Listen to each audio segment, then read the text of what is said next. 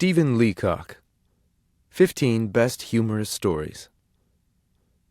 With the Photographer. "I want my photograph taken," I said. The photographer looked at me without enthusiasm. He was a drooping man in a gray suit, with the dim eye of a natural scientist. But there's no need to describe him. Everybody knows what a photographer is like. "Sit there," he said, "and wait." I waited. An hour.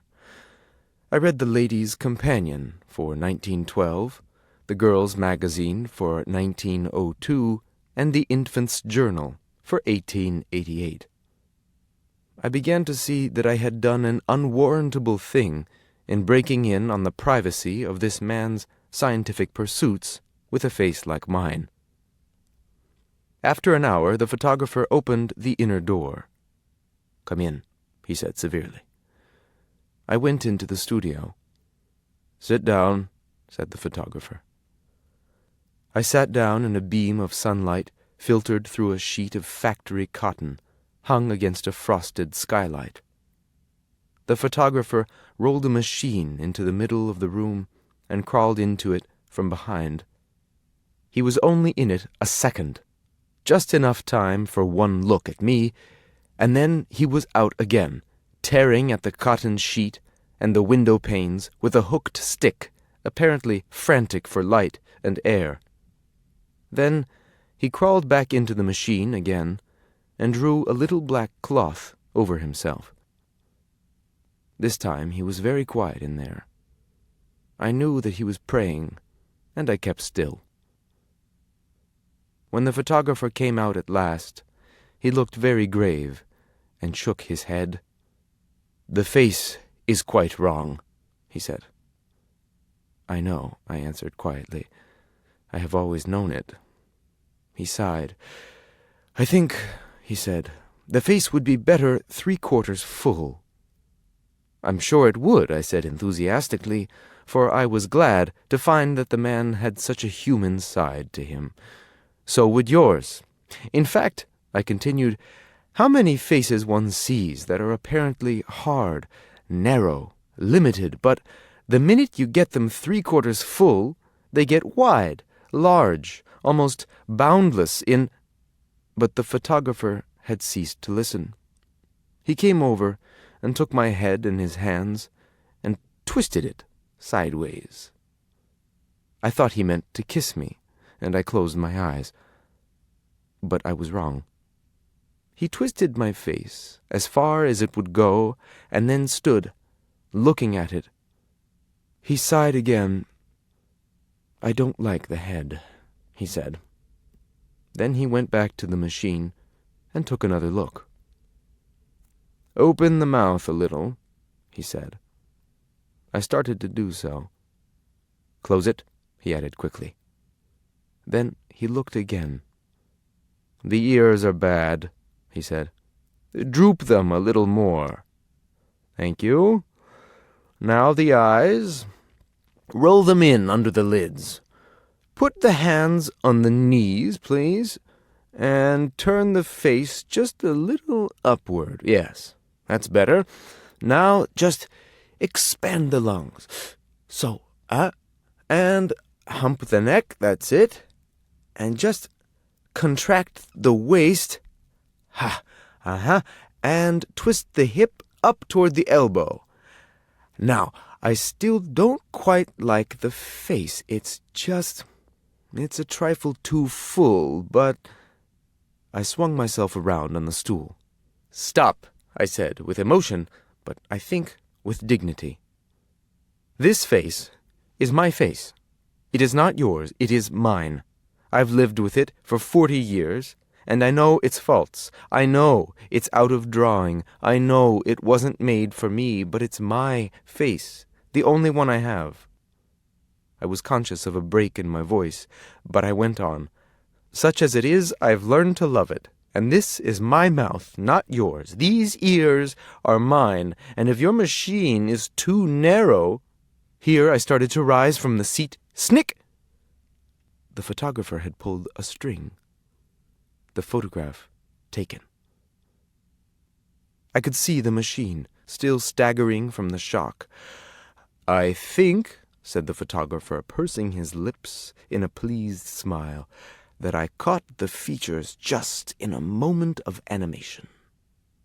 "So," I said bitingly, "features, eh? You didn't think I could animate them, I suppose? But let me see the picture." "Oh, there's nothing to see yet," he said. "I have to develop the negative first. Come back on Saturday, and I'll let you see a proof of it." On Saturday, I went back. The photographer beckoned me in. I thought he seemed quieter and graver than before. I think, too, there was a certain pride in his manner. He unfolded the proof of a large photograph, and we both looked at it in silence. "Is it me?" I asked. "Yes," he said quietly. "It is you." And we went on looking at it. "The eyes," I said hesitatingly, "don't look very much like mine." "Oh, no," he answered. "I've retouched them. They come out splendidly, don't they?" "Fine," I said, "but surely my eyebrows are not like that." "No," said the photographer, with a momentary glance at my face. "The eyebrows are removed. We have a process now, the Delphide, for putting in new ones. You'll notice here where we've applied it to carry the hair away from the brow. I don't like the hair low on the skull." "Oh, you don't you?" I said. "No," he went on. "I don't care for it. I like to get the hair clear back to the superficies and make out a new brow line." "What about the mouth?" I said, with a bitterness that was lost on the photographer. "Is that mine?" "It's adjusted a little," he said. "Yours is too low. I found I couldn't use it." "The ears, though," I said, "strike me as a good likeness. They're just like mine." "Yes," said the photographer thoughtfully. "That's so. But I can fix that. All right in the print. We have a process now, the sulfide, for removing the ears entirely. I'll see if—" "Listen!" I interrupted, drawing myself up and animating my features to their full extent and speaking with a withering scorn that should have blasted the man on the spot. "Listen! I came here for a photograph, a picture, something which, mad though it seems, would have looked like me. I wanted something that would depict my face as heaven gave it to me, humble though the gift may have been. I wanted something that my friends might keep after my death to reconcile them to my loss. It seems that I was mistaken. What I wanted is no longer done.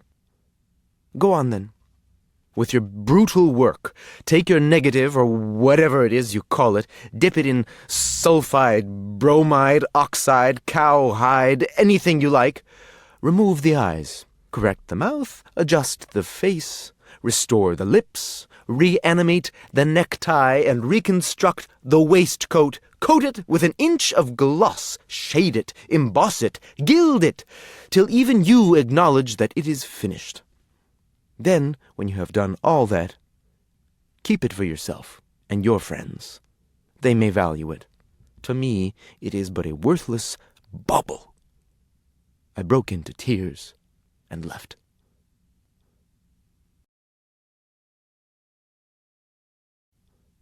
My unknown friend.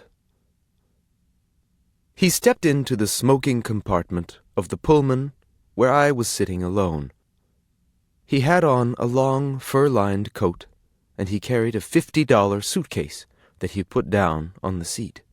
Then he saw me. "Well, well," he said, and recognition broke out all over his face like morning sunlight. "Well, well," I repeated. "By Jove," he said, shaking hands vigorously, "who would have thought of seeing you?" Who indeed, I thought to myself. He looked at me more closely. "You haven't changed a bit," he said. "Neither have you," I said heartily. "You may be a little stouter," he went on critically. "Yes," I said, "a little, but you're stouter yourself."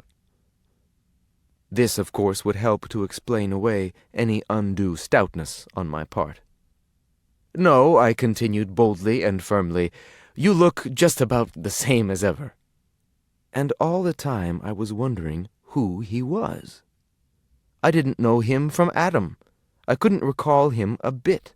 I don't mean that my memory is weak. On the contrary, it is singularly tenacious. True, I find it very hard to remember people's names. Very often, too, it is hard for me to recall a face, and frequently I fail to recall a person's appearance. And of course, clothes are a thing one doesn't notice. But apart from these details, I never forget anybody, and I am proud of it. But when it does happen that a name or face escapes me, I never lose my presence of mind. I know just how to deal with the situation. It only needs coolness and intellect, and it all comes right. My friend sat down.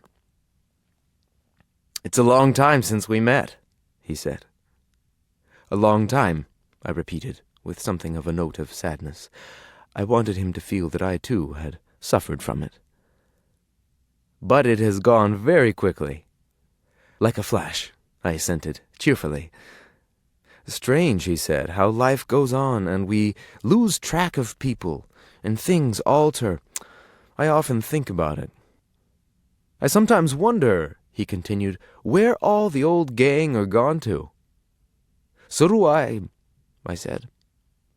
In fact, I was wondering about it at the very moment. I always find in circumstances like these that a man begins sooner or later to talk of the old gang, or the boys, or the crowd. That's where the opportunity comes in to gather who he is. "Do you ever go back to the old place?" he asked. "Never," I said, firmly and flatly. This had to be absolute. I felt that once and for all the old place must be ruled out of the discussion till I could discover where it was. "No," he went on, "I suppose you'd hardly care to." "Not now," I said very gently. "I understand. I beg your pardon," he said, and there was silence for a few moments. So far I had scored the first point. There was evidently an old place somewhere to which I would hardly care to go. That was something to build on. Presently he began again. "Yes," he said, "I sometimes meet some of the old boys, and they begin to talk of you, and wonder what you're doing." Poor things, I thought, but I didn't say it.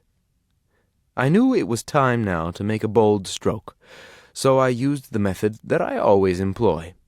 I struck in with great animation. "Say," I said, "where's Billy? Do you ever hear anything of Billy now?" This is really a very safe line.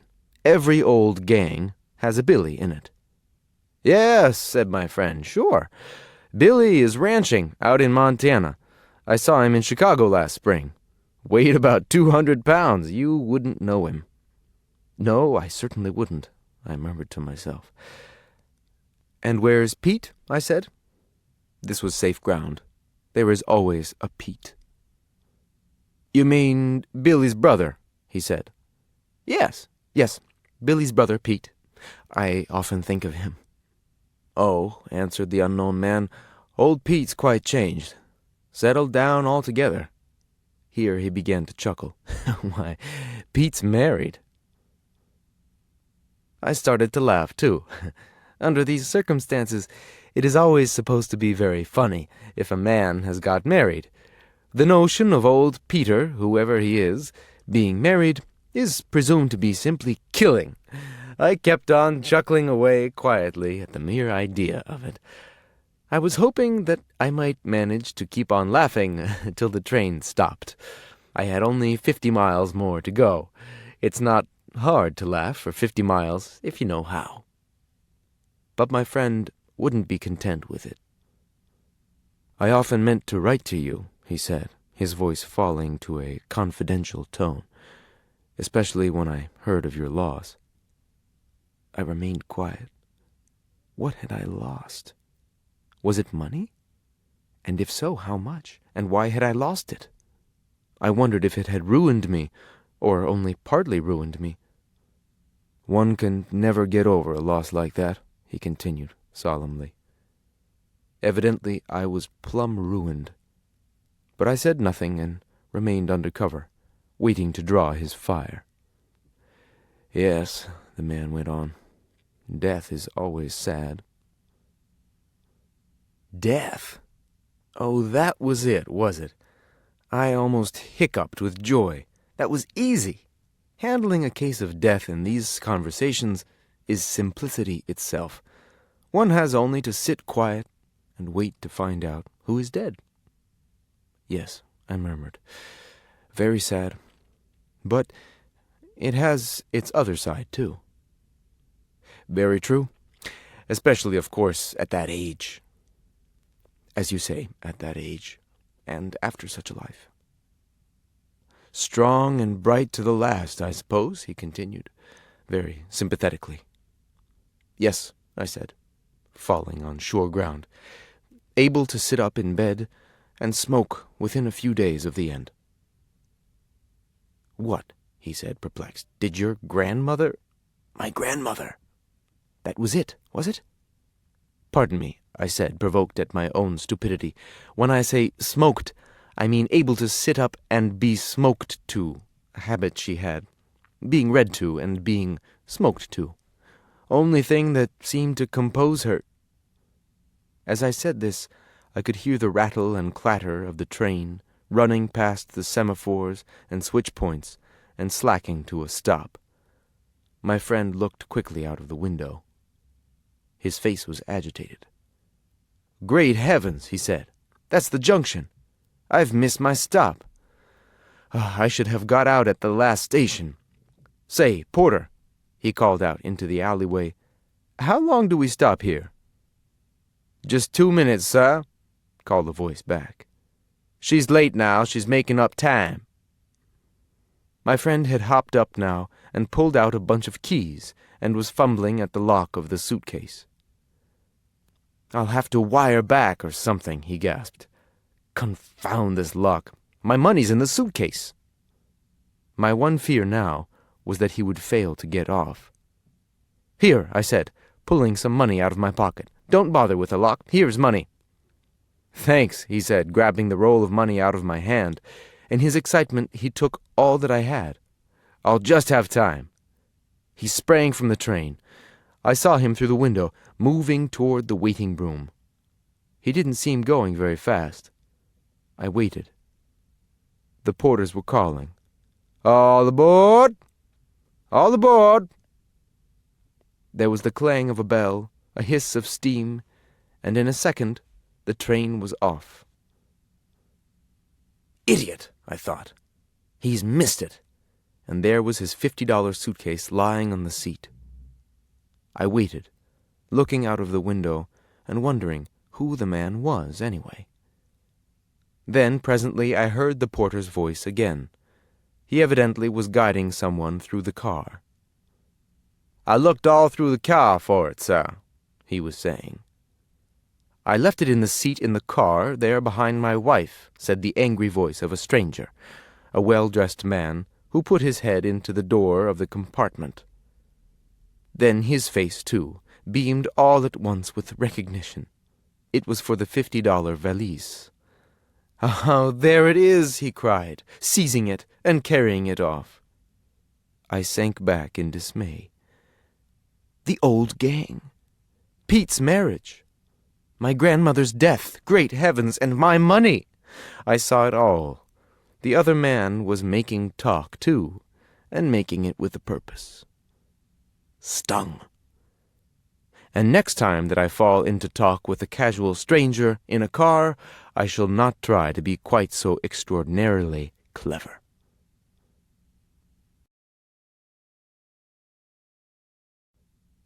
How to Live to be 200. 20 years ago, I knew a man called Jiggins, who had the health habit. He used to take a cold plunge every morning. He said it opened his pores. After it, he took a hot sponge. He said it closed the pores. He got so that he could open and shut his pores at will. Jiggins used to stand and breathe at an open window for half an hour before dressing. He said it expanded his lungs. He might, of course, have had it done in a shoe store with a boot stretcher, but after all it cost him nothing this way, and what is half an hour? After he had got his undershirt on, Jiggins used to hitch himself up like a dog in harness and do Sandow exercises. He did them forwards, backwards, and hindside up. He could have got a job as a dog anywhere. He spent all his time at this kind of thing. In his spare time at the office, he used to lie on his stomach on the floor and see if he could lift himself up with his knuckles. If he could, then he tried some other way until he found one that he couldn't do. Then he would spend the rest of his lunch hour on his stomach, perfectly happy. In the evenings, in his room, he used to lift iron bars, cannonballs, heave dumbbells, and haul himself up to the ceiling with his teeth. You could hear the thumps half a mile. He liked it. He spent half the night slinging himself around his room. He said it made his brain clear. When he got his brain perfectly clear, he went to bed and slept. As soon as he woke, he began clearing it again. Jiggins is dead. He was, of course, a pioneer, but the fact that he dumbbelled himself to death at an early age does not prevent a whole generation of young men from following in his path. They are ridden by the health mania. They make themselves a nuisance. They get up at impossible hours. They go out in silly little suits and run marathon heats before breakfast.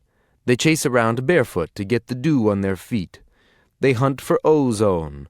They bother about pepsin. They won't eat meat because it has too much nitrogen. They won't eat fruit because it hasn't any.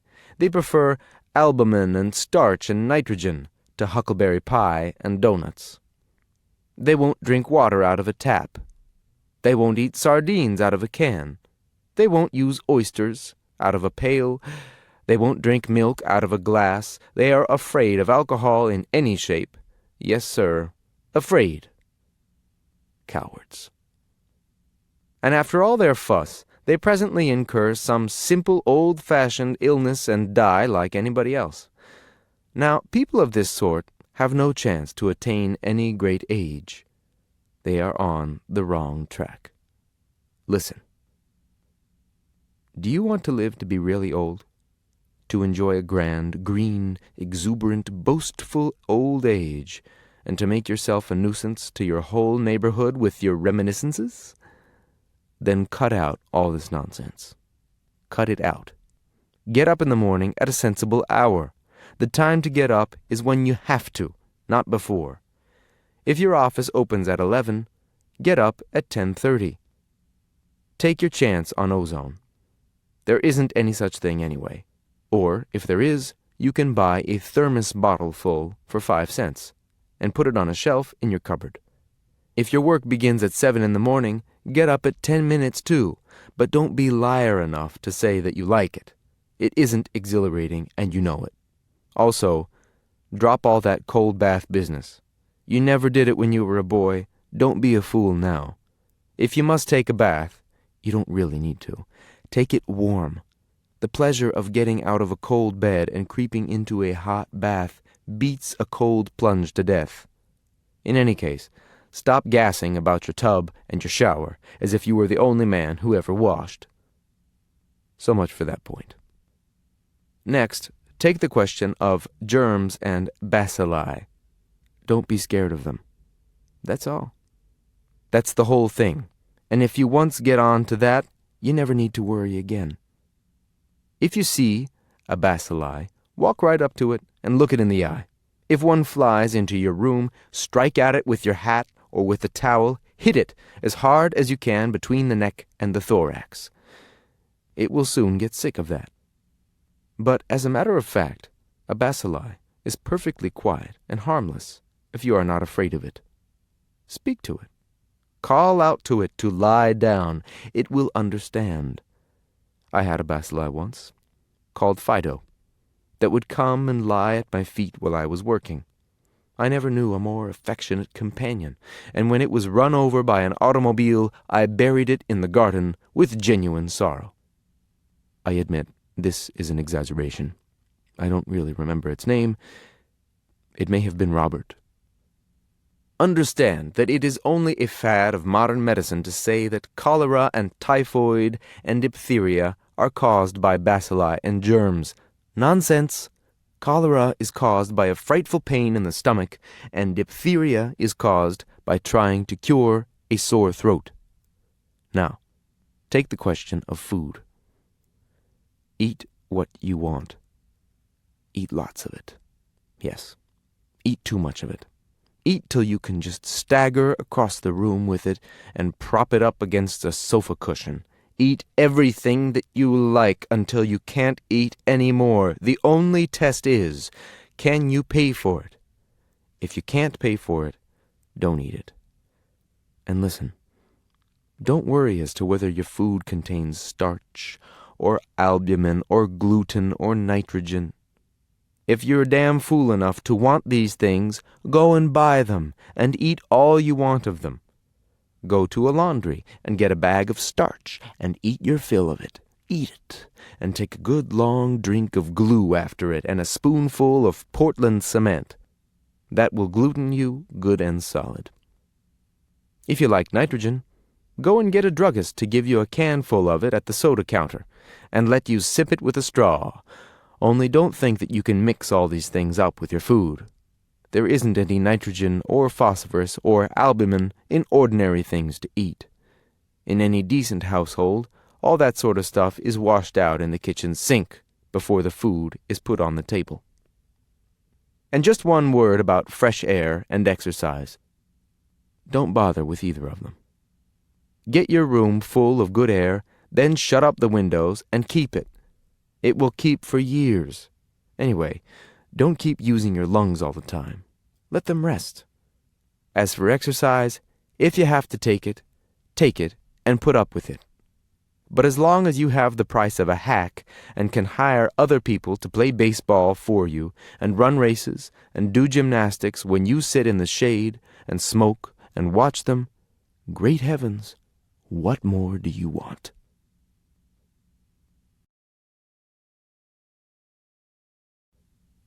How to be a doctor. Certainly, the progress of science is a wonderful thing. One can't help feeling proud of it. I must admit that I do. Whenever I get talking to anyone, that is, to anyone who knows even less about it than I do, about the marvelous development of electricity, for instance, I feel as if I had been personally responsible for it. As for the linotype and the aeroplane and the vacuum house cleaner, well, I'm not sure that I didn't invent them myself. I believe that all generous-hearted men feel just the same way about it. However, that is not the point I am intending to discuss. What I mean to speak about is the progress of medicine. There, if you like, is something wonderful. Any lover of humanity, or of either sex of it, who looks back on the achievements of medical science must feel his heart glow and his right ventricle expand with the pericardiac stimulus of a permissible pride. Just think of it. 100 years ago, there were no bacilli, no ptomaine poisoning, no diphtheria, and no appendicitis. Rabies was but little known and only imperfectly developed. All of these we owe to medical science. Even such things as psoriasis and paratitis and trypanosomiasis, which are now household names, were known only to the few and were quite beyond the reach of the great mass of the people. Or consider the advance of the science on its practical side. 100 years ago, it used to be supposed that fever could be cured by the letting of blood. Now we know positively that it cannot. Even 70 years ago, it was thought that fever was curable by the administration of sedative drugs. Now we know that it isn't. For the matter of that, as recently as 30 years ago, doctors thought that they could heal a fever by means of low diet and the application of ice. Now they are absolutely certain that they cannot. This instance shows the steady progress made in the treatment of fever, but there has been the same cheering advance all along the line. Take rheumatism. A few generations ago, people with rheumatism used to have to carry round potatoes in their pockets as a means of cure. Now the doctors allow them to carry absolutely anything they like. They may go round with their pockets full of watermelons if they wish to. It makes no difference. Or take the treatment of epilepsy. It used to be supposed that the first thing to do in sudden attacks of this kind was to unfasten the patient's collar and let him breathe. At present, on the contrary, many doctors consider it better to button up the patient's collar and let him choke. In only one respect has there been a decided lack of progress in the domain of medicine. That is, in the time it takes to become a qualified practitioner. In the good old days, a man was turned out thoroughly equipped after putting in 2 winter sessions at a college and spending his summers in running logs for a sawmill. Some of the students were turned out even sooner. Nowadays, it takes anywhere from 5 to 8 years to become a doctor. Of course, one is willing to grant that our young men are growing stupider and lazier every year. This fact will be corroborated at once by any man over 50 years of age. But even when this is said, it seems odd that a man should study 8 years now to learn what he used to acquire in 8 months. However, let that go. The point I want to develop is that the modern doctor's business is an extremely simple one, which could be acquired in about 2 weeks. This is the way it is done. The patient enters the consulting room. "Doctor," he says, "I have a bad pain." "Where is it?" "Here." "Stand up," says the doctor, "and put your arms up above your head." Then the doctor goes behind the patient and strikes him a powerful blow in the back. "Do you feel that?" he says. "I do," says the patient. Then the doctor turns suddenly and lets him have a left hook under the heart. "Can you feel that?" he says viciously, as the patient falls over on the sofa in a heap. "Get up," says the doctor, and counts 10. The patient rises. The doctor looks him over very carefully without speaking, and then suddenly fetches him a blow in the stomach that doubles him up speechless. The doctor walks over to the window and reads the morning paper for a while. Presently he turns and begins to mutter, more to himself than the patient. He says, "there's a slight anesthesia of the tympanum." "Is that so?" says the patient in an agony of fear. "What can I do about it, doctor?" "Well," says the doctor, "I want you to keep very quiet. You'll have to go to bed and stay there and keep quiet." In reality, of course, the doctor hasn't the least idea what is wrong with the man.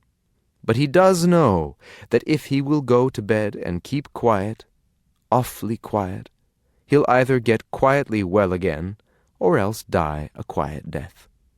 Meantime, if the doctor calls every morning and thumps and beats him, he can keep the patient submissive and perhaps force him to confess what is wrong with him. "What about diet, doctor?" says the patient, completely cowed. The answer to this question varies very much. It depends on how the doctor is feeling and whether it is long since he had a meal himself. If it is late in the morning and the doctor is ravenously hungry, he says, "Oh, eat plenty. Don't be afraid of it. Eat meat, vegetables, starch, glue, cement, anything you like." But if the doctor has just had lunch, and if his breathing is short-circuited by huckleberry pie, he says very firmly, "No, I don't want you to eat anything at all. Absolutely not a bite. It won't hurt you. A little self-denial in the matter of eating is the best thing in the world." "And what about drinking?" Again, the doctor's answer varies. He might say, Oh, yes, you might drink a glass of lager now and then, or, if you prefer it, a gin and soda, or a whiskey and Apollinaris. And I think before going to bed, I'd take a hot scotch with a couple of lumps of white sugar and a bit of lemon peel in it, and a good grating of nutmeg on the top. The doctor says this with real feeling, and his eye glistens with the pure love of his profession. But if, on the other hand, the doctor has spent the night before at a little gathering of medical friends, he is very apt to forbid the patient to touch alcohol in any shape, or to dismiss the subject with great severity. Of course, this treatment in and of itself would appear too transparent, and would fail to inspire the patient with a proper confidence. But nowadays this element is supplied by the work of the analytical laboratory. Whatever is wrong with the patient, the doctor insists on snipping off parts and pieces and extracts of him, and sending them mysteriously away to be analyzed. He cuts off a lock of the patient's hair, marks it, Mr. Smith's hair, October 1910. Then he clips off the lower part of an ear and wraps it in paper and labels it, part of Mr. Smith's ear, October 1910. Then he looks the patient up and down with the scissors in his hand, and if he sees any likely part of him, he clips it off and wraps it up. Now this, oddly enough, is the very thing that fills the patient up with that sense of personal importance, which is worth paying for. Yes, says the bandaged patient, later in the day to a group of friends much impressed. The doctor thinks there may be a slight anesthesia of the prognosis, but he's sent out my ear to New York, and my appendix to Baltimore, and a lock of my hair to the editors of all the medical journals, and meantime I am to keep very quiet, and not exert myself beyond drinking a hot scotch with lemon and nutmeg every half hour. With that, he sinks back faintly on his cushions, luxuriously happy. And yet, isn't it funny? You and I, and the rest of us, even if we know all this, as soon as we have a pain within us, rush for a doctor as fast as a hack can take us. Yes, personally, I even prefer an ambulance with a bell on it. It's more soothing.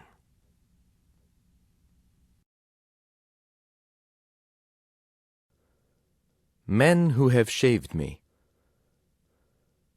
A barber is by nature and inclination a sport. He can tell you at what exact hour the ball game of the day is to begin, can foretell its issue without losing a stroke of the razor, and can explain the points of inferiority of all the players, as compared with better men that he has personally seen elsewhere, with the nicety of a professional. He can do all this, and then stuff the customer's mouth with a soap brush, and leave him while he goes to the other end of the shop to make a side bet with one of the other barbers on the outcome of the autumn handicap. In the barber shops, they knew the result of the Jeffries-Johnson prize fight long before it happened. It is on information of this kind that they make their living. The performance of shaving is only incidental to it. Their real vocation in life is imparting information. To the barber, the outside world is made up of customers who are to be thrown into chairs, strapped, manacled, gagged with soap, and then given such necessary information on the athletic events of the moment as will carry them through the business hours of the day without open disgrace. As soon as the barber has properly filled up the customer with information of this sort, he rapidly removes his whiskers as a sign that the man is now fit to talk to, and lets him out of the chair. The public has grown to understand the situation. Every reasonable businessman is willing to sit and wait half an hour for a shave which he could give himself in 3 minutes, because he knows that if he goes downtown without understanding exactly why Chicago lost 2 games straight, he will appear an ignoramus. At times, of course, the barber prefers to test his customer with a question or two.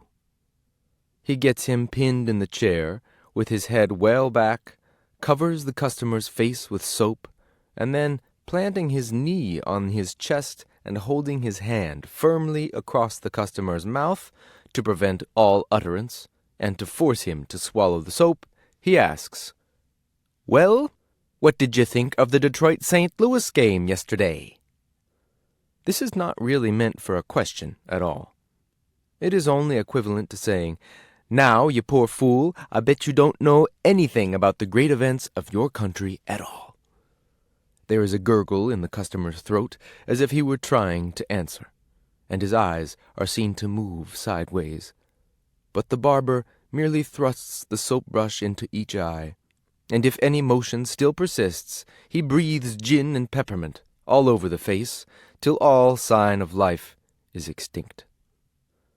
Then he talks the game over in detail with the barber at the next chair, each leaning across an inanimate thing extended under steaming towels that was once a man.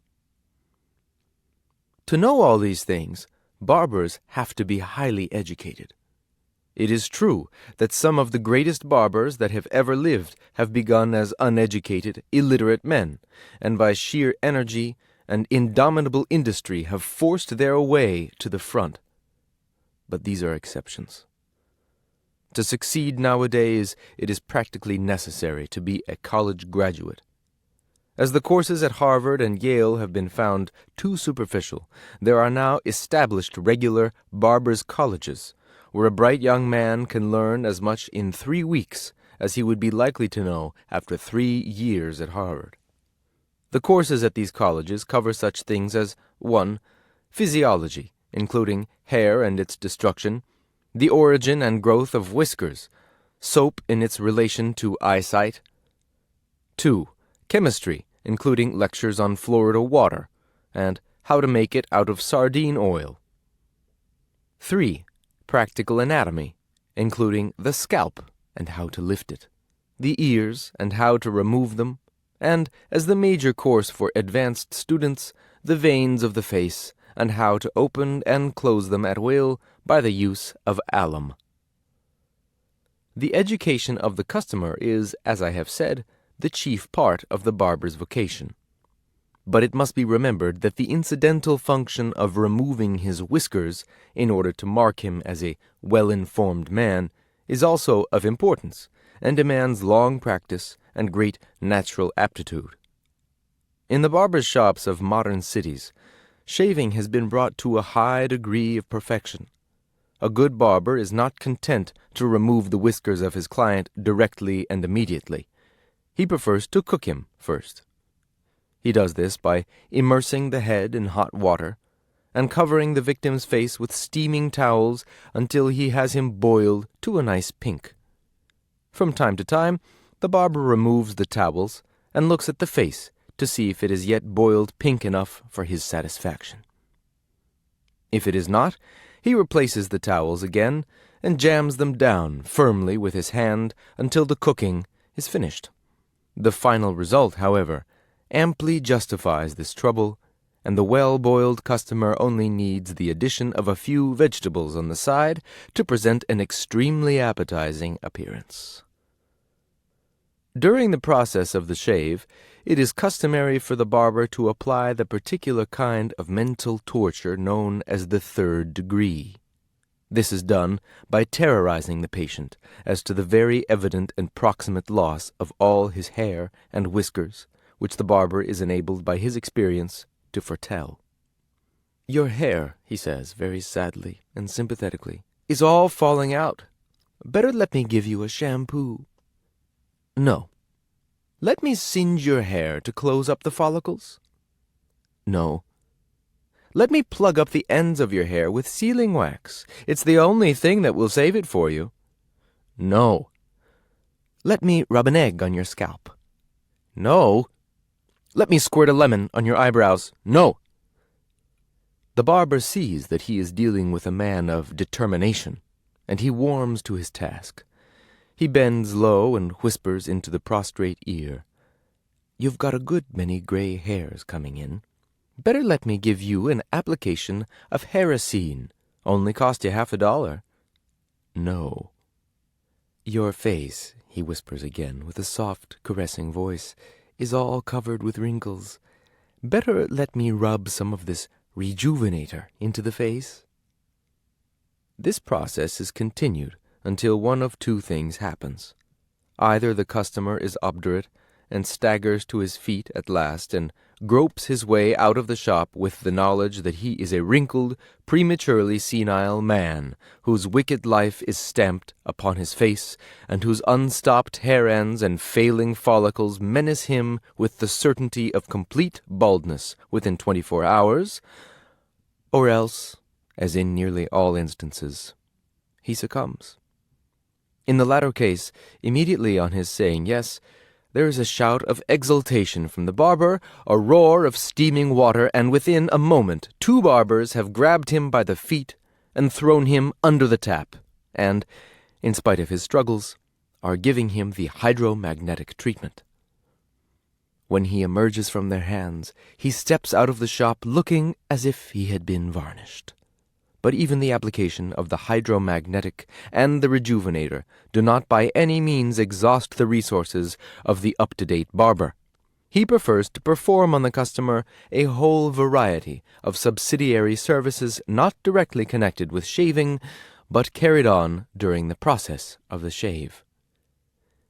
In a good up-to-date shop, while one man is shaving the customer, others black his boots, brush his clothes, darn his socks, point his nails, enamel his teeth, polish his eyes, and alter the shape of any of his joints which they think unsightly.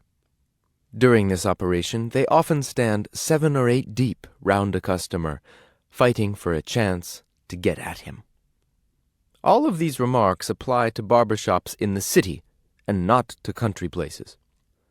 In the country there is only one barber and one customer at a time. The thing assumes the aspect of a straight-out, rough-and-tumble, catch-as-catch-can fight, with a few spectators sitting round the shop to see fair play. In the city, they can shave a man without removing any of his clothes. But in the country, where the customer insists on getting the full value for his money, they remove the collar and necktie, the coat and the waistcoat, and, for a really good shave and haircut, the customer is stripped to the waist. The barber can then take a rush at him from the other side of the room and drive the clippers up the full length of the spine so as to come at the heavier hair on the back of the head with the impact of a lawnmower driven into long grass.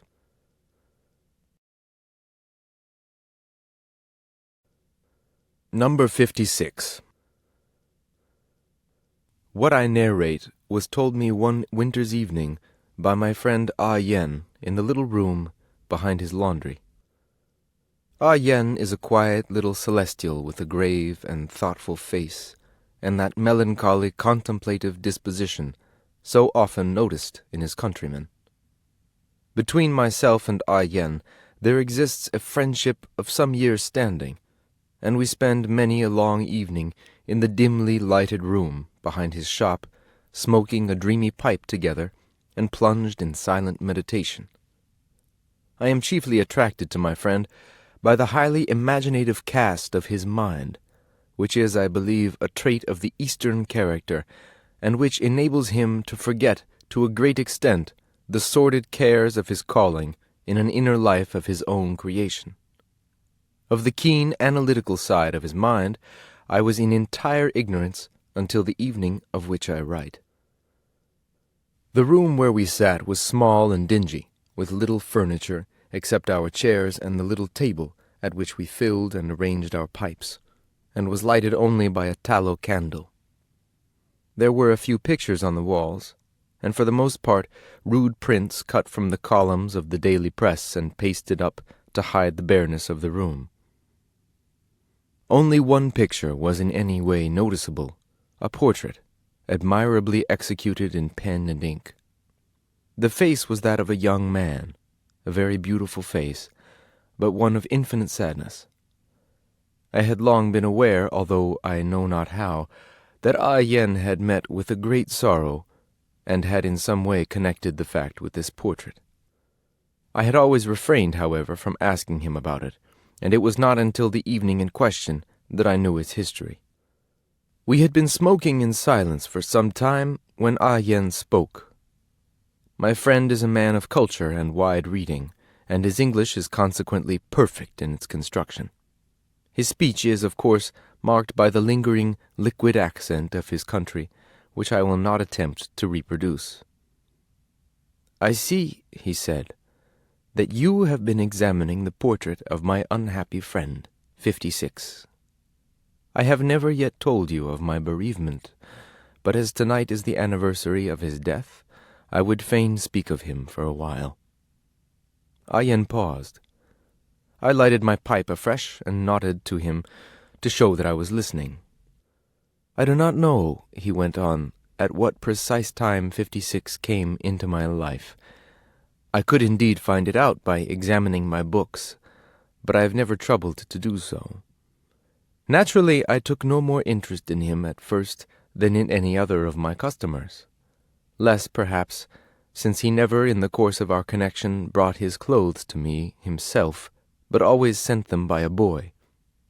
When I presently perceived that he was becoming one of my regular customers, I allotted to him his number, 56, and began to speculate as to who and what he was. Before long, I had reached several conclusions in my regard to my unknown client. The quality of his linen showed me that, if not rich, he was at any rate fairly well off. I could see that he was a young man of regular Christian life, who went out into society to a certain extent. This I could tell from his sending the same number of articles to the laundry, from his washing always coming on Saturday night, and from the fact that he wore a dress shirt about once a week. In disposition he was a modest, unassuming fellow, for his collars were only 2 inches high. I stared at Ah Yen in some amazement. The recent publications of a favorite novelist had rendered me familiar with this process of analytical reasoning, but I was prepared for no such revelations from my Eastern friend. "When I first knew him," Ah Yen went on, 56 was a student at the university. This, of course, I did not know for some time. I inferred it, however, in the course of time, from his absence from town during the 4 summer months, and from the fact that during the time of the university examinations, the cuffs of his shirts came to me covered with dates, formulas, and prepositions in geometry. I followed him with no little interest through his university career.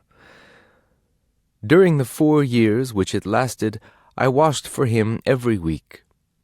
My regular connection with him and the insight which my observation gave me into the lovable character of the man deepened my first esteem into a profound affection, and I became most anxious for his success. I helped him at each succeeding examination, as far as lay in my power, by starching his shirts halfway to the elbow, so as to leave him as much room as possible for annotations. My anxiety during the strain of his final examination I will not attempt to describe.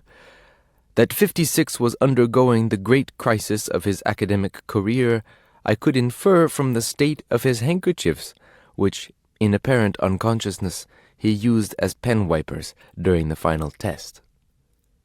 His conduct throughout the examination bore witness to the moral development which has taken place in his character during his career as an undergraduate.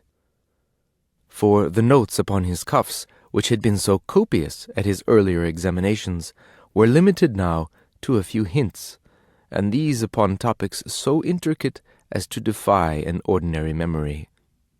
It was with a thrill of joy that I at last received in his laundry bundle one Saturday early in June a ruffled dress shirt, the bosom of which was thickly spattered with the spillings of a wine cup, and realized that 56 had banqueted as a bachelor of the arts. In the following winter, the habit of wiping his pen upon his handkerchief, which I had remarked during his final examination, became chronic with him, and I knew that he had entered upon the study of law. He worked hard during that year, and dress shirts almost disappeared from his weekly bundle. It was in the following winter, the second year of his legal studies, that the tragedy of his life began. I became aware that a change had come over his laundry. From 1 or at most 2 a week, his dress shirts rose to 4, and silk handkerchiefs began to replace his linen ones. It dawned upon me that 56 was abandoning the rigorous tenor of his student life and was going into society. I presently perceived something more. 56 was in love. It was soon impossible to doubt it. He was wearing 7 shirts a week. Linen handkerchiefs disappeared from his laundry. His collars rose from 2 inches to 2 1/4, and finally to 2 1/2. I have in my possession one of his laundry lists of that period. A glance at it will show the scrupulous care which he bestowed upon his person. Well do I remember the dawning hopes of those days, alternating with the gloomiest despair. Each Saturday I opened his bundle with a trembling eagerness to catch the first signs of a return of his love. I helped my friend in every way that I could. His shirts and collars were masterpieces of my art, though my hand often shook with agitation as I applied the starch. She was a brave, noble girl, that I knew. Her influence was elevating the whole nature of 56. Until now he had had in his possession a certain number of detached cuffs and false shirt fronts. These he discarded now. At first, the false shirt fronts, scorning the very idea of fraud, and after a time in his enthusiasm, abandoning even the cuffs. I cannot look back upon these bright, happy days of courtship without a sigh. The happiness of 56 seemed to enter into and fill my whole life. I lived but from Saturday to Saturday. The appearance of false shirt fronts would cast me to the lowest depths of despair. Their absence raised me to a pinnacle of hope. It was not till winter softened into spring that 56 nerved himself to learn his fate. One Saturday he sent me a new waistcoat, a garment which had hitherto been shunned by his modest nature, to prepare for his use. I bestowed upon it all the resources of my art. I read his purpose in it. On the Saturday following it was returned to me, and, with tears of joy, I marked where a warm little hand had rested fondly on the right shoulder, and knew that 56 was the accepted lover of his sweetheart. Ah Yen paused and sat for some time silent. His pipe had sputtered out, and lay cold in the hollow of his hand. His eye was fixed upon the wall, where the light and shadows shifted in the dull flickering of the candle. At last he spoke again. I will not dwell upon the happy days that ensued, days of gaudy summer neckties and white waistcoats, of spotless shirts and lofty collars, worn but a single day by the fastidious lover. Our happiness seemed complete, and I asked no more from fate. Alas, it was not destined to continue. When the bright days of summer were fading into autumn, I was grieved to notice an occasional quarrel. Only 4 shirts instead of 7, or the reappearance of the abandoned cuffs and shirt fronts. Reconciliations followed, with tears of penitence upon the shoulder of the white waistcoat, and the 7 shirts came back, but the quarrels grew more frequent, and there came at times stormy scenes of passionate emotion that left a track of broken buttons down the waistcoat. The shirts went slowly down to 3, then fell to 2, and the collars of my unhappy friend subsided to 1 3/4 inches. In vain I lavished my utmost care upon 56. It seemed to my tortured mind that the gloss upon his shirts and collars would have melted a heart of stone. Alas, my every effort at reconciliation seemed to fail. An awful month passed. The false fronts and detached cuffs were all back again. The unhappy lover seemed to glory in their perfidy. At last, one gloomy evening, I found on opening his bundle that he had bought a stock of celluloids, and my heart told me that she had abandoned him forever. Of what my poor friend suffered at this time I can give you no idea. Suffice it to say that he passed from celluloid to a blue flannel shirt, and from blue to gray. The sight of a red cotton handkerchief in his wash at length warned me that his disappointed love had unhinged his mind, and I feared the worst. Then came an agonizing interval of 3 weeks, during which he sent me nothing. And after that came the last parcel that I ever received from him, an enormous bundle that seemed to contain all his effects. In this, to my horror, I discovered one shirt, the breast of which was stained a deep crimson with his blood, and pierced by a ragged hole that showed where a bullet had singed through into his heart. A fortnight before, I remembered having heard the street boys crying the news of an appalling suicide, and I know now that it must have been he. After the first shock of my grief had passed, I sought to keep him in my memory by drawing the portrait which hangs beside you. I have some skill in the art, and I feel assured that I have caught the expression of his face. The picture is, of course, an ideal one, for, as you know, I never saw 56. The bell on the door of the outer shop tinkled at the entrance of a customer. Yen rose with that air of quiet resignation that habitually marked his demeanor, and remained for some time in the shop. When he returned, he seemed in no mood to continue speaking of his lost friend. I left him soon after and walked sorrowfully home to my lodgings. On my way I mused much upon my little Eastern friend and the sympathetic grasp of his imagination. But a burden lay heavy on my heart, something I would fain have told him, but which I could not bear to mention. I could not find it in my heart to shatter the airy castle of his fancy. For my life has been secluded and lonely, and I have known no love like that of my ideal friend. Yet I have a haunting recollection of a certain huge bundle of washing that I sent to him about a year ago. I had been absent from town for 3 weeks, and my laundry was much larger than usual in consequence. And if I mistake not, there was in the bundle a tattered shirt that had been grievously stained by the breaking of a bottle of red ink in my portmanteau, and burnt in one place where an ash fell from my cigar as I made up the bundle.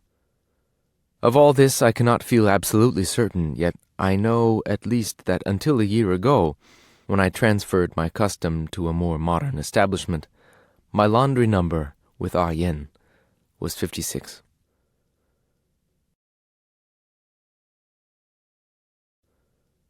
On collecting things. Like most other men, I have from time to time been stricken with the desire to make collections of things. It began with postage stamps. I had a letter from a friend of mine who had gone out to South Africa. The letter had a 3-cornered stamp on it, and I thought as soon as I looked at it, that's the thing, stamp collecting. I'll devote my life to it. I bought an album with accommodation for the stamps of all nations, and began collecting right off. For 3 days the collection made wonderful progress. It contained 1 Cape of Good Hope stamp, 1 1-cent stamp, United States of America, 1 2-cent stamp, United States of America, 1 5-cent stamp, United States of America, 1 10-cent stamp, United States of America. After that, the collection came to a dead stop. For a while, I used to talk about it rather airily and say I had 1 or 2 rather valuable South African stamps. But I presently grew tired even of lying about it. Collecting coins is a thing that I attempt at intervals. Every time I am given an old halfpenny or a Mexican quarter, I get an idea that if a fellow made a point of holding on to rarities of that sort, he'd soon have quite a valuable collection. The first time that I tried it, I was full of enthusiasm, and before long my collection numbered quite a few articles of virtue. The items were as follows. Number 1. Ancient Roman coin, time of Caligula. This one, of course, was the gem of the whole lot. It was given to me by a friend, and that was what started me collecting. Number 2. Small copper coin, value 1 cent. United States of America. Apparently modern. Number 3. Small nickel coin, circular. United States of America. Value 5 cents. Number 4. Small silver coin, value 10 cents. United States of America. Number 5. Silver coin, circular. Value 25 cents. United States of America. Very beautiful. Number 6. Large silver coin, circular, inscription $1, United States of America, very valuable. Number 7. Ancient British copper coin, probably time of Caractacus, very dim, inscription Victoria Dei Gratia Regina, very valuable. Number 8. Silver coin, evidently French, inscription 5 Mark Kaiser Wilhelm. Number 9. Circular silver coin, very much defaced, part of inscription E pluribus unum, probably a Russian ruble, but quite as likely to be a Japanese yen or a Shanghai rooster. That's as far as that collection got. It lasted through most of the winter, and I was getting quite proud of it. But I took the coins downtown one evening to show to a friend, and we spent number 3, number 4, number 5, number 6, and number 7 in buying a little dinner for 2. After dinner, I bought a yen's worth of cigars and traded the relic of Caligula for as many hot scotches as they cared to advance on it. After that, I felt reckless and put number 2 and number 8 into a children's hospital poor box. I tried fossils next. I got 2 in 10 years. And then I quit. A friend of mine once showed me a very fine collection of ancient and curious weapons, and for a time I was full of that idea. I gathered several interesting specimens, such as, number 1, old flintlock musket, used by my grandfather. He used it on the farm for years as a crowbar. Number 2, old rawhide strap, used by my father. Number 3, ancient Indian arrowhead, found by myself the very day after I began collecting. It resembles a 3-cornered stone. Number 4, ancient Indian bow, found by myself behind a sawmill on the 2nd day of collecting. It resembles a straight stick of elm or oak. It is interesting to think that this very weapon may have figured into some fierce scene of savage warfare. Number 5, cannibal poniard or straight-handled dagger of the South Sea Islands. It will give the reader almost a thrill of horror to learn that this atrocious weapon, which I bought myself on the 3rd day of collecting, was actually exposed in a second-hand store as a family carving knife. In gazing at it, one cannot refrain from conjuring up the awful scenes it must have witnessed. I kept this collection for quite a long while until, in a moment of infatuation, I presented it to a young lady as a betrothal present. The gift proved too ostentatious, and our relations subsequently ceased to be cordial. On the whole, I am inclined to recommend the beginner to confine himself to collecting coins. At present, I am myself making a collection of American bills, time of Taft preferred, a pursuit I find most absorbing.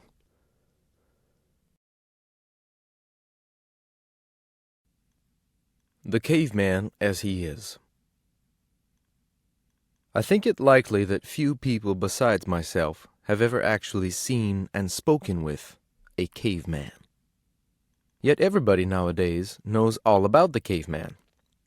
The 15-cent magazines and the new fiction have made him a familiar figure. A few years ago, it is true, nobody had ever heard of him, but lately, for some reason or other, there has been a run on the caveman. No up-to-date story is complete without one or two references to him. The hero, when the heroine slights him, is said to feel for a moment the wild primordial desire of the caveman, the longing to seize her, to drag her with him, to carry her away, to make her his. When he takes her in his arms, it is recorded that all the elemental passion of the caveman surges through him. When he fights on her behalf against a drayman or a gunman or an iceman or any other compound that makes up a modern villain, he is said to feel all the fierce fighting joy of the caveman. If they kick him in the ribs, he likes it. If they beat him over the head, he never feels it, because he is, for the moment, a caveman. And the caveman is, and is known to be, quite above sensation. The heroine, too, shares the same point of view. "Take me," she murmurs as she falls into the hero's embrace. "Be my caveman." As she says it, there is, so the writer assures us, something of the fierce light of the cave woman in her eyes, the primordial woman to be wooed and won only by force. So, like everybody else, I had, till I saw him, a great idea of the caveman. I had a clear mental picture of him. Huge, brawny, muscular, a wolf-skin thrown about him, and a great war club in his hand. I knew him as without fear, with nerves untouched by our effete civilization, fighting as the beasts fight to the death, killing without pity, and suffering without a moan. It was a picture that I could not but admire. I liked, too, I am free to confess it, his peculiar way with women. His system was, as I understood it, to take them by the neck and bring them along with him. That was his fierce primordial way of wooing them, and they liked it. So at least we are informed by 1,000 credible authorities. They liked it.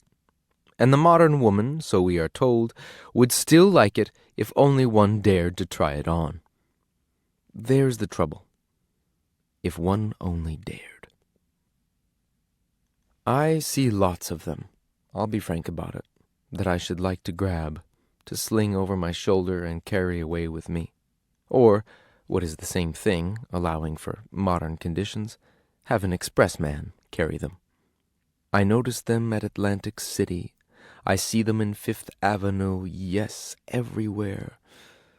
But would they come? That's the deuce of it. Would they come right along, like the cave woman, merely biting off my ear as they came? Or are they degenerate enough to bring an action against me, indicting the express company as a party of the second part? Doubts such as these prevent me from taking active measures, but they leave me, as they leave many another man, preoccupied and fascinated with the caveman. One may imagine, then, my extraordinary interest in him when I actually met him in the flesh. Yet the thing came about quite simply, indeed more by accident than by design, an adventure open to all. It so happened that I spent my vacation in Kentucky, the region, as everybody knows, of the Great Caves. They extend, it is a matter of common knowledge, for hundreds of miles, in some places dark and sunless tunnels, the black silence broken only by the dripping of water from the roof. In other places, great vaults like subterranean temples, with vast stone arches sweeping to the dome, and with deep, still water of unfathomed depth as the floor. And here and there again they are lighted from above through rifts in the surface of the earth, and are dry and sand-strewn, fit for human habitation. In such caves as these, so has the obstinate legend run for centuries, there still dwell cavemen, the dwindling remnant of their race. And here it was that I came across him. I had penetrated into the caves far beyond my guides. I carried a revolver and had with me an electric lantern, but the increasing sunlight in the cave as I went on had rendered the latter needless. There he sat, a huge figure, clad in a great wolfskin. Besides him lay a great club. Across his knee was a spear, round which he was binding sinews that tightened under his muscular hand. His head was bent over his task. His matted hair had fallen over his eyes. He did not see me till I was close beside him on the sanded floor of the cave. I gave a slight cough. "Excuse me," I said. The caveman gave a startled jump. "My goodness," he said, "you startled me." I could see that he was quite trembling. "You came along so suddenly," he said. "It gave me the jumps." Then he muttered, more to himself than to me, "Too much of this darned cave water. I must quit drinking it." I sat down near to the caveman on a stone, taking care to place my revolver carefully behind it. I don't mind admitting that a loaded revolver, especially as I get older, makes me nervous. I was afraid that he might start fooling with it. One can't be too careful. As a way of opening conversation, I picked up the caveman's club. "Say," I said, "that's a great club you have, eh? By gee, it's heavy." "Look out," said the caveman with a certain agitation in his voice as he reached out and took the club from me.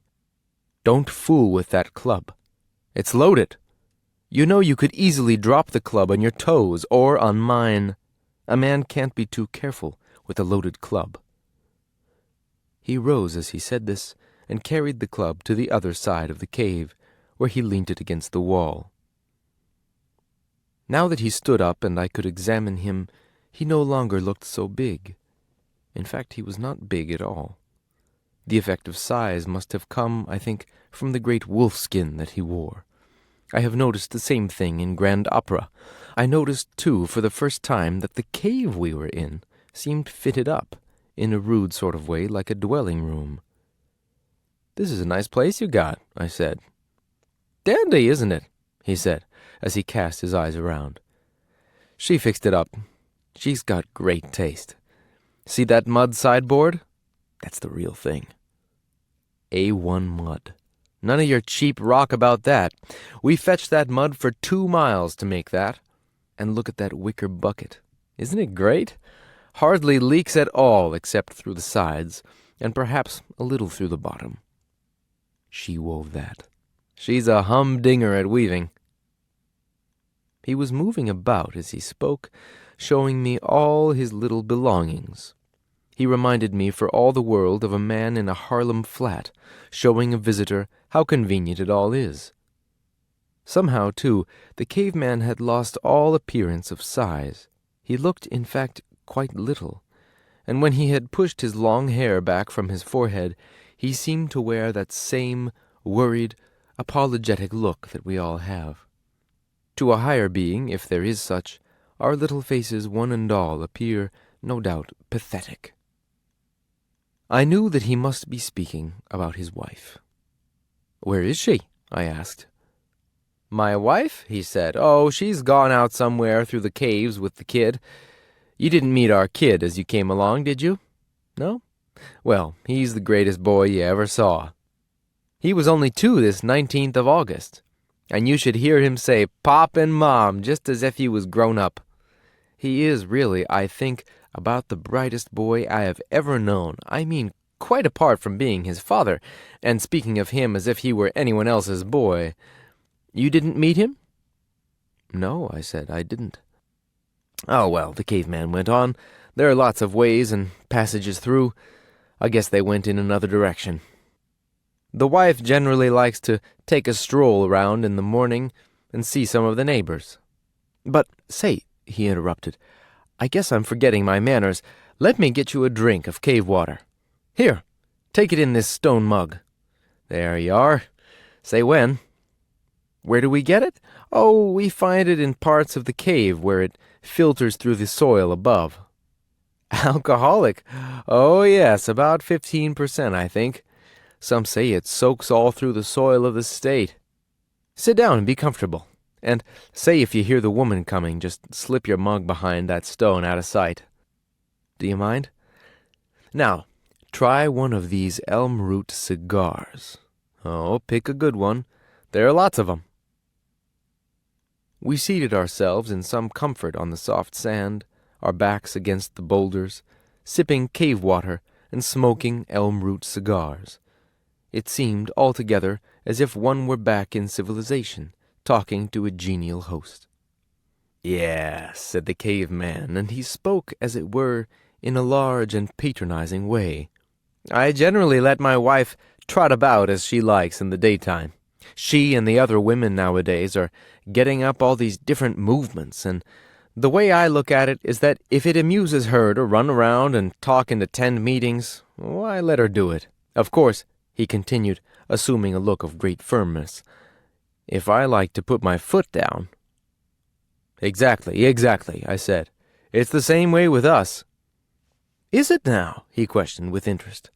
"I had imagined that it was all different outside. You're from the outside, aren't you? I guessed you must be from the skins you wear." "Have you ever been outside?" I asked. "No fear," said the caveman. "Not from mine. Down here in the caves, clean underground and mostly in the dark. It's all right. It's nice and safe." He gave a sort of shudder. "Gee, you fellows out there must have your nerve to go walking around like that on the outside rim of everything, where the stars might fall on you or 1,000 things might happen to you. But then you outside men have got a natural elemental fearlessness about you that we cavemen have lost. I tell you, I was pretty scared when I looked up and saw you standing there." "Have you never seen any outside men?" I asked. "Why, yes," he answered, "but never close. The most I've done is to go out to the edges of the cave sometimes and look out and see them, outside men and women in the distance. But of course, in one way or another, we cavemen know all about them. And the thing we envy most in you outside men is the way you treat your women. By gee, you take no nonsense from them. You fellows are the real primordial primitive men. We've lost it somehow." "Why, my dear fellow," I began, but the caveman, who had sat suddenly upright, interrupted. Quick," he said. "Hide that infernal mug. She's coming, don't you hear?" As he spoke, I caught the sound of a woman's voice somewhere in the outer passages of the cave. "Now, Willie," she was saying, speaking evidently to the cave child, "you come right along back with me, and if I ever catch you getting in such a mess as that again, I'll never take you anywhere, so there." Her voice had grown louder. She entered the cave as she spoke, a big-boned woman in a suit of skins, leading by the hand a pathetic little mite in a rabbit skin, with blue eyes and a slobbered face. But as I was sitting, the cave-woman evidently couldn't see me, for she turned at once to speak to her husband, unconscious of my presence. "Well, of all the idle creatures," she exclaimed, "loafing here in the sand." She gave a sniff. "And smoking?" "My dear," began the caveman. "Don't you my dear me," she answered. "Look at this place. Nothing tidied up yet, and the day half through. Did you put the alligator on to boil?" "I was just going to say," began the caveman. "Going to say, yes, I don't doubt you were going to say. You'd go on saying all day if I'd let you. What I'm asking you is the alligator on to boil for dinner, or is it not?" "My gracious!" she broke off all of a sudden, as she caught sight of me. "Why didn't you say there was company? Land sakes, and you sit there and never say there was a gentleman here." She had hustled across the cave and was busily arranging her hair with a pool of water as a mirror. "Gracious," she said, "I'm a perfect fright. You must excuse me," she added, looking round toward me, "for being in this state. I'd just slipped on this old fur blouse and run around to a neighbor's, and I'd no idea he was going to bring in company. Just like him. I'm afraid we've nothing but a plain alligator stew to offer you, but I'm sure if you'll stay to dinner—" She was hustling about already, good primitive housewife that she was, making the stone plates rattle on the mud table. "Why, really—" I began, but I was interrupted by a sudden exclamation from both the caveman and the cave woman together. "Willie! Where's Willie?" "Gracious," cried the woman. "He's wandered out alone. Oh, hurry! Look for him! Something might get him. He may have fallen in the water. Oh, hurry!" They were off in a moment, shouting into the dark passages of the outer cave. "Willie! Willie!" There was agonized anxiety in their voices. And then, in a moment, as it seemed, they were back again, with Willie in their arms, blubbering, his rabbit skin all wet. "Goodness gracious," said the cave woman. "He'd fallen right in, the poor little man. Hurry, dear, and get something dry to wrap him in. Goodness, what a fright. Quick, darling, give me something to rub him with." Anxiously, the cave parents moved about beside the child. All quarrel vanished. "But surely," I said, as they calmed down a little, "just there where Willie fell in, beside the passage that I came through, there's only 3 inches of water." "So there is," they said, both together, "but just suppose it had been 3 feet." Later on, when Willie was restored, they both renewed their invitation to me to stay to dinner. "Didn't you say," said the caveman, "that you wanted to make some notes on the difference between cave people and the people of your world of today?" "I thank you," I answered. "I have already all the notes I want."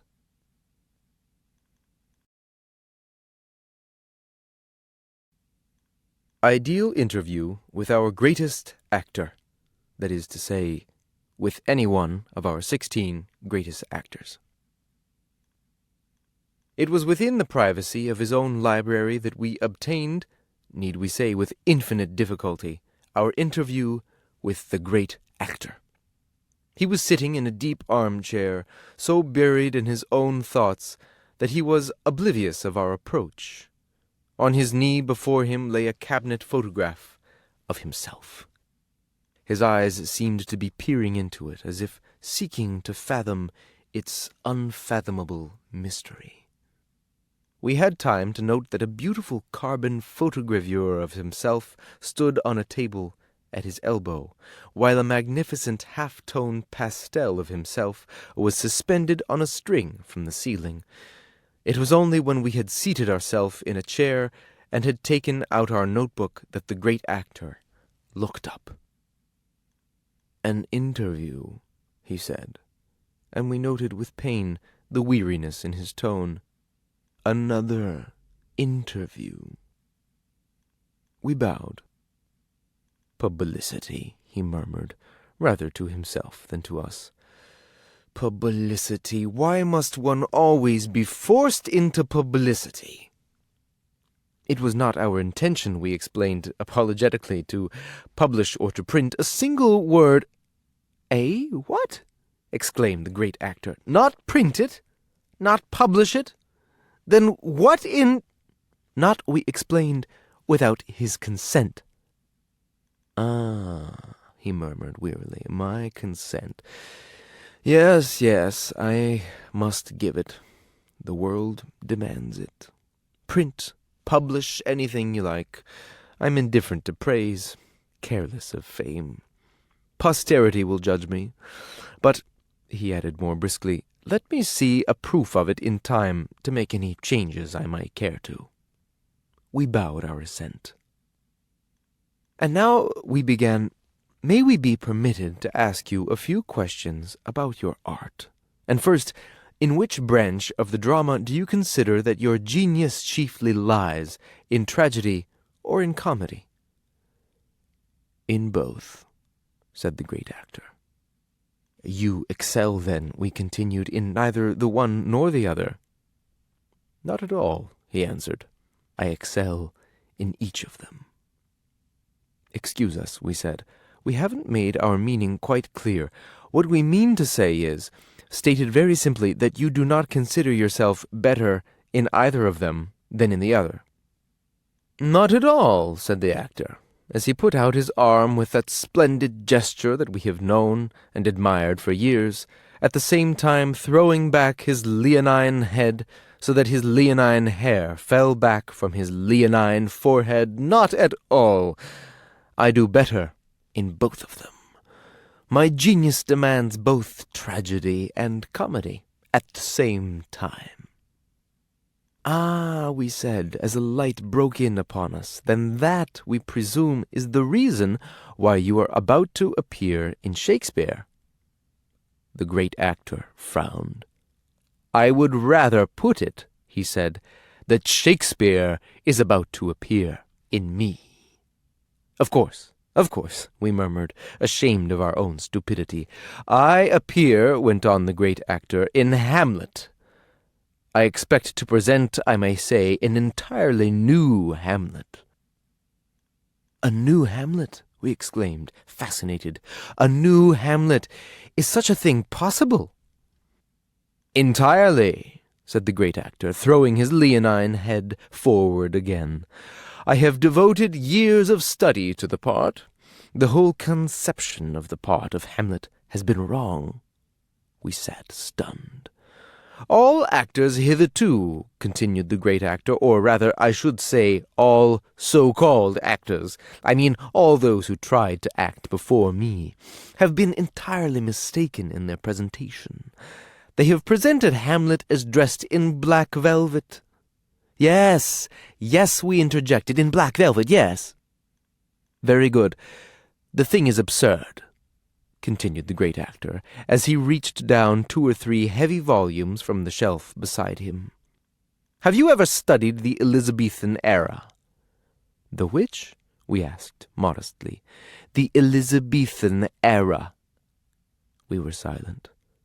Or the pre-Shakespearean tragedy? We hung our head.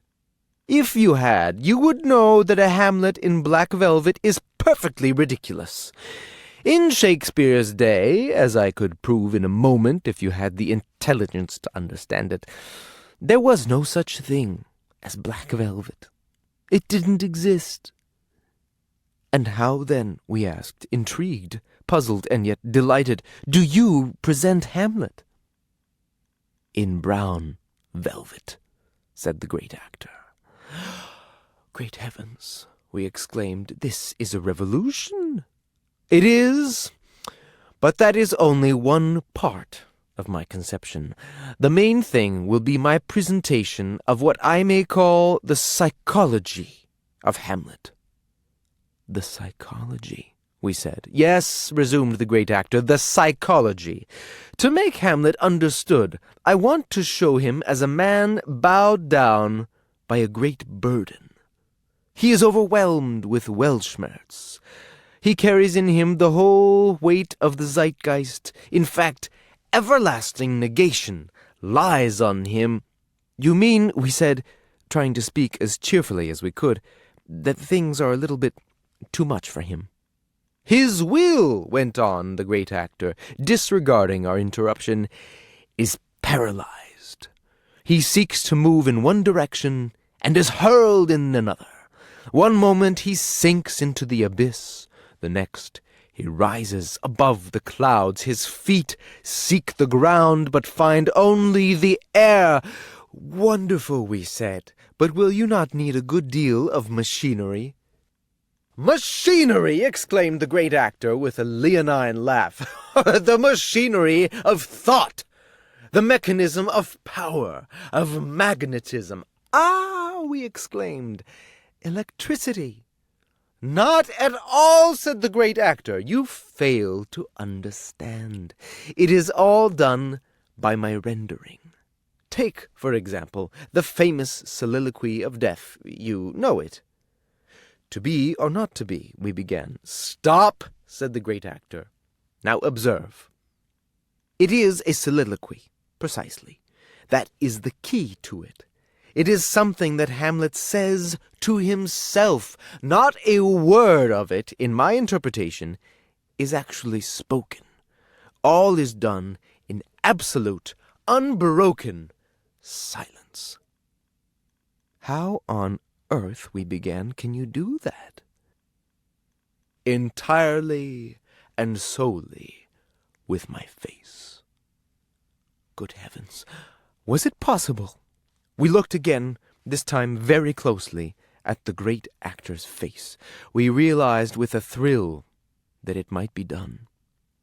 "I come before the audience, so," he went on, "and soliloquize thus. Follow my face, please." As the great actor spoke, he threw himself into a characteristic pose with folded arms, while gust after gust of emotion, of expression, of alternate hope, doubt, and despair swept, we might say, chased themselves across his features. "Wonderful," we gasped. "Shakespeare's lines," said the great actor, as his face subsided to its habitual calm, "are not necessary, not, at least, with my acting. The lines, indeed, are mere stage directions, nothing more. I leave them out. This happens again and again in the play. Take, for instance, the familiar scene where Hamlet holds the skull in his hand. Shakespeare here suggests the words, 'Alas, poor Yorick, I knew him well.' Yes, yes, we interrupted in spite of ourselves. A fellow of infinite jest. Your intonation is awful, said the actor. But listen. In my interpretation, I use no words at all. I merely carry the skull quietly in my hand, very slowly, across the stage. There I lean against a pillar at the side, with the skull in the palm of my hand, and look at it in silence. Wonderful, we said. I then cross over to the right of the stage very impressively and seat myself on a plain wooden bench and remain for some time looking at the skull. Marvelous. I then pass to the back of the stage and lie down on my stomach, still holding the skull before my eyes. After holding this posture for some time, I crawl slowly forward, portraying by the movement of my legs and stomach the whole sad history of Yorick. Finally, I turn my back on the audience, still holding the skull, and convey through the spasmodic movements of my back Hamlet's passionate grief at the loss of his friend. Why, we exclaimed, beside ourselves with excitement, this is not merely a revolution, it is a revelation. Call it both, said the great actor. The meaning of it is, we went on, that you practically don't need Shakespeare at all. Exactly. I do not. I could do better without him. Shakespeare cramps me. What I really mean to convey is not Shakespeare, but something greater, larger. How shall I express it? Bigger. The great actor paused, and we waited, our pencil poised in the air.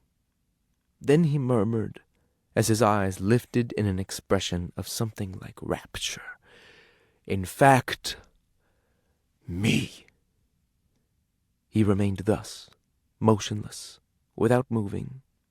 We slipped gently to our hands and knees, and crawled quietly to the door, and so down the stairs, our notebook in our teeth.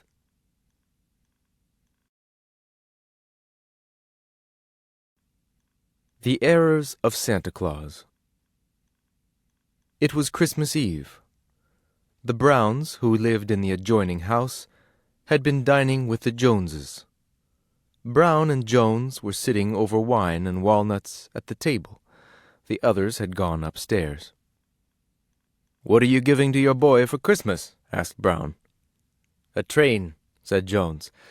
"New kind of thing. Automatic." "Let's have a look at it," said Brown. Jones fetched a parcel from the sideboard and began unwrapping it. "Ingenious thing, isn't it?" he said. "Goes on its own rails. Queer how kids love to play with trains, isn't it?" "Yes," assented Brown. "How were the rails fixed?" "Wait, I'll show you," said Jones. "Just help me to shove these dinner things aside and roll back the cloth. There. See? You lay the rails like that, and fasten them at the ends, so. Oh, yes, I catch on.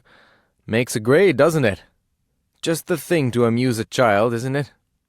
I got Willie a toy airplane. I know, they're great. I got Edwin one on his birthday. But I thought I'd get him a train this time. I told him Santa Claus was going to bring him something altogether new this time. Edwin, of course, believes in Santa Claus, absolutely. Say, look at this locomotive, would you? It has a spring coiled up inside the firebox. Wind her up, said Brown with great interest. Let's see her go. All right, said Jones. Just pile up 2 or 3 plates or something to lean the end of the rails on. There, notice the way it buzzes before it starts? Isn't that a great thing for a kid, eh? Yes, said Brown. And say, see this little string to pull the whistle? By God, it toots, eh? Ha! Just like real. Now then, Brown, Jones went on, you hitch on those cars, and I'll start her. I'll be engineer, eh? Half an hour later, Brown and Jones were still playing trains on the dining-room table. But their wives upstairs in the drawing-room hardly noticed their absence. They were too much interested. Oh, I think it's perfectly sweet, said Mrs. Brown. Just the loveliest doll I've seen in years. I must get one like it for Elvina.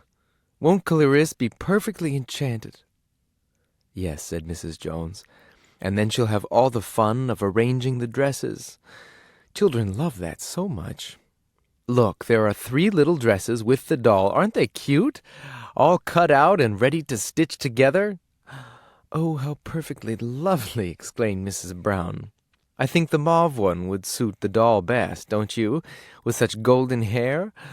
Only, don't you think it would make it much nicer to turn back the collar, so, and to put a little band, so? What a good idea, said Mrs. Jones. Do let's try it. Just wait, I'll get a needle in a minute. I'll tell Clarice that Santa Claus sewed it himself. The child believes in Santa Claus, absolutely. And half an hour later, Mrs. Jones and Mrs. Brown were so busy stitching dolls' clothes that they could not hear the roaring of the little train up and down the dining table, and had no idea what the 4 children were doing. Nor did the children miss their mothers. Dandy, aren't they? Edwin Jones was saying to little Willie Brown as they sat in Edwin's bedroom. 100 in a box, with cork tips, and see, an amber mouthpiece that fits into a little case at the side. Good present for Dad, eh? Fine, said Willie appreciatively. I'm giving Father cigars. I know, I thought of cigars too. Men always like cigars and cigarettes. You can't go wrong on them. Say, would you like to try 1 or 2 of these cigarettes? We can take them from the bottom. You'll like them, they're Russian. Away ahead of Egyptian. Thanks, answered Willie. I'd like one immensely. I only started smoking last spring, on my 12th birthday. I think a feller's a fool to begin smoking cigarettes too soon, don't you? It stunts him. I waited till I was 12. Me too, said Edwin, as they lighted their cigarettes. In fact, I wouldn't buy them now if it weren't for Dad.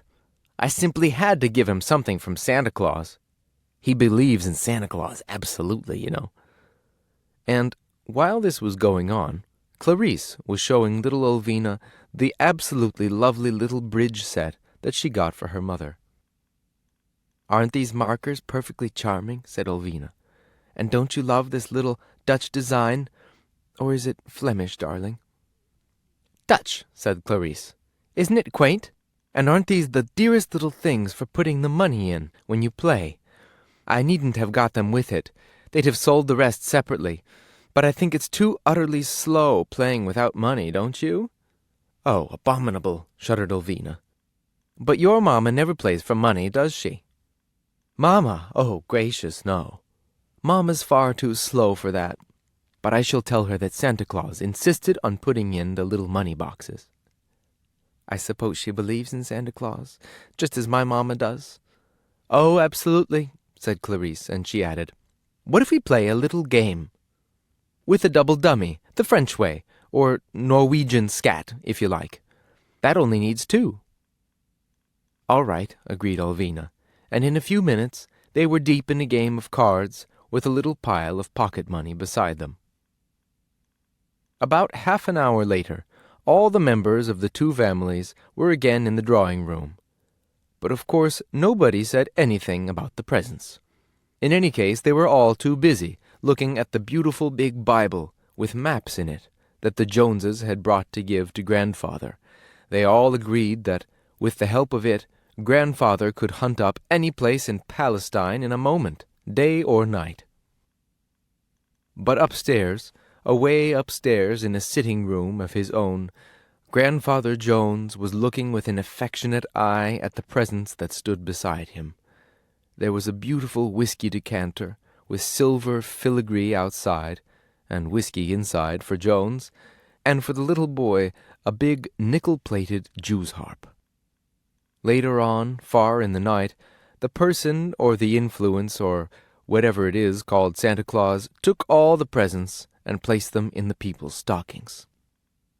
And being blind, as he always has been, he gave the wrong things to the wrong people. In fact, he gave them just as indicated above.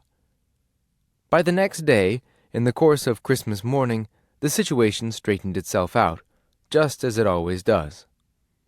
Indeed, by 10 o'clock, Brown and Jones were playing with the train, and Mrs. Brown and Mrs. Jones were making dolls' clothes, and the boys were smoking cigarettes, and Clarice and Alvina were playing cards for their pocket money. And upstairs, away up, Grandfather was drinking whiskey and playing the Jew's harp. And so Christmas, just as it always does, turned out all right after all.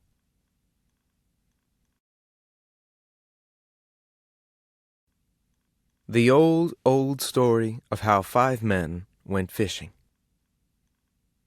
This is a plain account of a fishing party. It is not a story. There is no plot. Nothing happens in it, and nobody is hurt. The only point of this narrative is its peculiar truth. It not only tells what happened to us, the 5 people concerned in it, but what has happened and is happening to all the other fishing parties that at the season of the year, from Halifax to Idaho, go gliding out on the unruffled surface of our Canadian and American lakes in the still cool of early summer morning. We decided to go in the early morning because there is a popular belief that the early morning is the right time for bass fishing. The bass is said to bite in the early morning. Perhaps it does. In fact, the thing is almost capable of scientific proof. The bass does not bite between 8 and 12. It does not bite between 12 and 6 in the afternoon, nor does it bite between 6 o'clock and midnight. All these things are known facts. The inference is that the bass bites furiously at about daybreak. At any rate, our party were unanimous about starting early. "Better make an early start," said the colonel, when the idea of the party was suggested. "Oh, yes," said George Popley, the bank manager. "We want to get right out on the shoal while the fish are biting." When he said this, all our eyes glistened. Everybody's do. There's a thrill in the words. To get right out on the shoal at daybreak when the fish are biting is an idea that goes to any man's brain. If you listen to the men talking in a Pullman car, or a hotel corridor, or, better still, at the little tables in a first-class bar, you will not listen long before you hear one say, "Well, we got out early, just after sunrise, right on the shoal." And presently, even if you can't hear him, you will see him reach out his 2 hands and hold them about 2 feet apart for the other man to admire. He is measuring the fish. No, not the fish they caught. This was the big one that they lost. But they had him right up to the top of the water. Oh, yes, he was up to the top of the water, all right. The number of huge fish that have been heaved up to the top of the water in our lakes is almost incredible. Or at least it used to be, when we still had bar rooms and little tables for serving that vile stuff Scotch whiskey and such foul things as gin rickeys and John Collinses. It makes one sick to think of, doesn't it? But there was good fishing in the bars all the winter. But, as I say, we decided to go early in the morning. Charlie Jones, the railroad man, said that he remembered how, when he was a boy, up in Wisconsin, they used to get out at 5 in the morning. Not get up at 5, but be on the shoal at 5. It appears that there is a shoal somewhere in Wisconsin where the bass lie in thousands. Kernan, the lawyer, said that when he was a boy, this was on Lake Rosseau, they used to get out at 4. It seems there is a shoal in Lake Rosseau where you can haul up the bass as fast as you can drop your line. The shoal is hard to find. Very hard. Kernan can find it, but it is doubtful, so I gather, if any other living man can. The Wisconsin shoal, too, is very difficult to find. Once you find it, you're all right. But it's hard to find. Charlie Jones can find it. If you were in Wisconsin right now, he'd take you straight to it. But probably no other person now alive could reach that shoal. In the same way, Colonel Morse knows of a shoal in Lake Simcoe where he used to fish years and years ago, and which, I understand, he can still find. I have mentioned that Kernan is a lawyer, and Jones a railroad man, and Popley a banker. But I needn't have. Any reader would take it for granted. In any fishing party, there is always a lawyer. You can tell him at sight. He is the one of the party that has a landing net and a steel rod in sections with a wheel that is used to wind the fish to the top of the water. And there is always a banker. You can tell him by his good clothes. Popley in the bank wears his banking suit. When he goes fishing, he wears his fishing suit. It is much the better of the two, because his banking suit has ink marks on it, and his fishing suit has no fish marks on it. As for the railroad man, quite so, the reader knows it as well as I do. You can tell him because he carries a pole that he cut in the bush himself, with a 10-cent line wrapped round the end of it. Jones says he can catch as many fish with this kind of line as Kernan can with his patent rod and wheel. So he can too. Just the same number. But Kernan says that with his patent apparatus, if you get a fish on, you can play him. Jones says to Hades with playing him, give him a fish on his line, and he'll haul him in all right. Kernan says he'd lose him. But Jones says he wouldn't. In fact, he guarantees to haul the fish in. Kernan says that more than once in Lake Rosseau, he has played a fish for over half an hour. I forget now why he stopped. I think the fish quit playing. I have heard Kernan and Jones argue this question of their two rods as to which rod can best pull in the fish for half an hour. Others may have heard the same question debated. I know no way by which it could be settled. Our arrangement to go fishing was made at the little golf club of our summer town on the veranda where we sit in the evening. Oh, it's just a little place. Nothing pretentious. The links are not much good for golf. In fact, we don't play much golf there, so far as golf goes. And of course we don't serve meals at the club. It's not like that. And no, we've nothing to drink there because of prohibition. But we go and sit there. It is a good place to sit, and, after all, what else can you do in the present state of the law?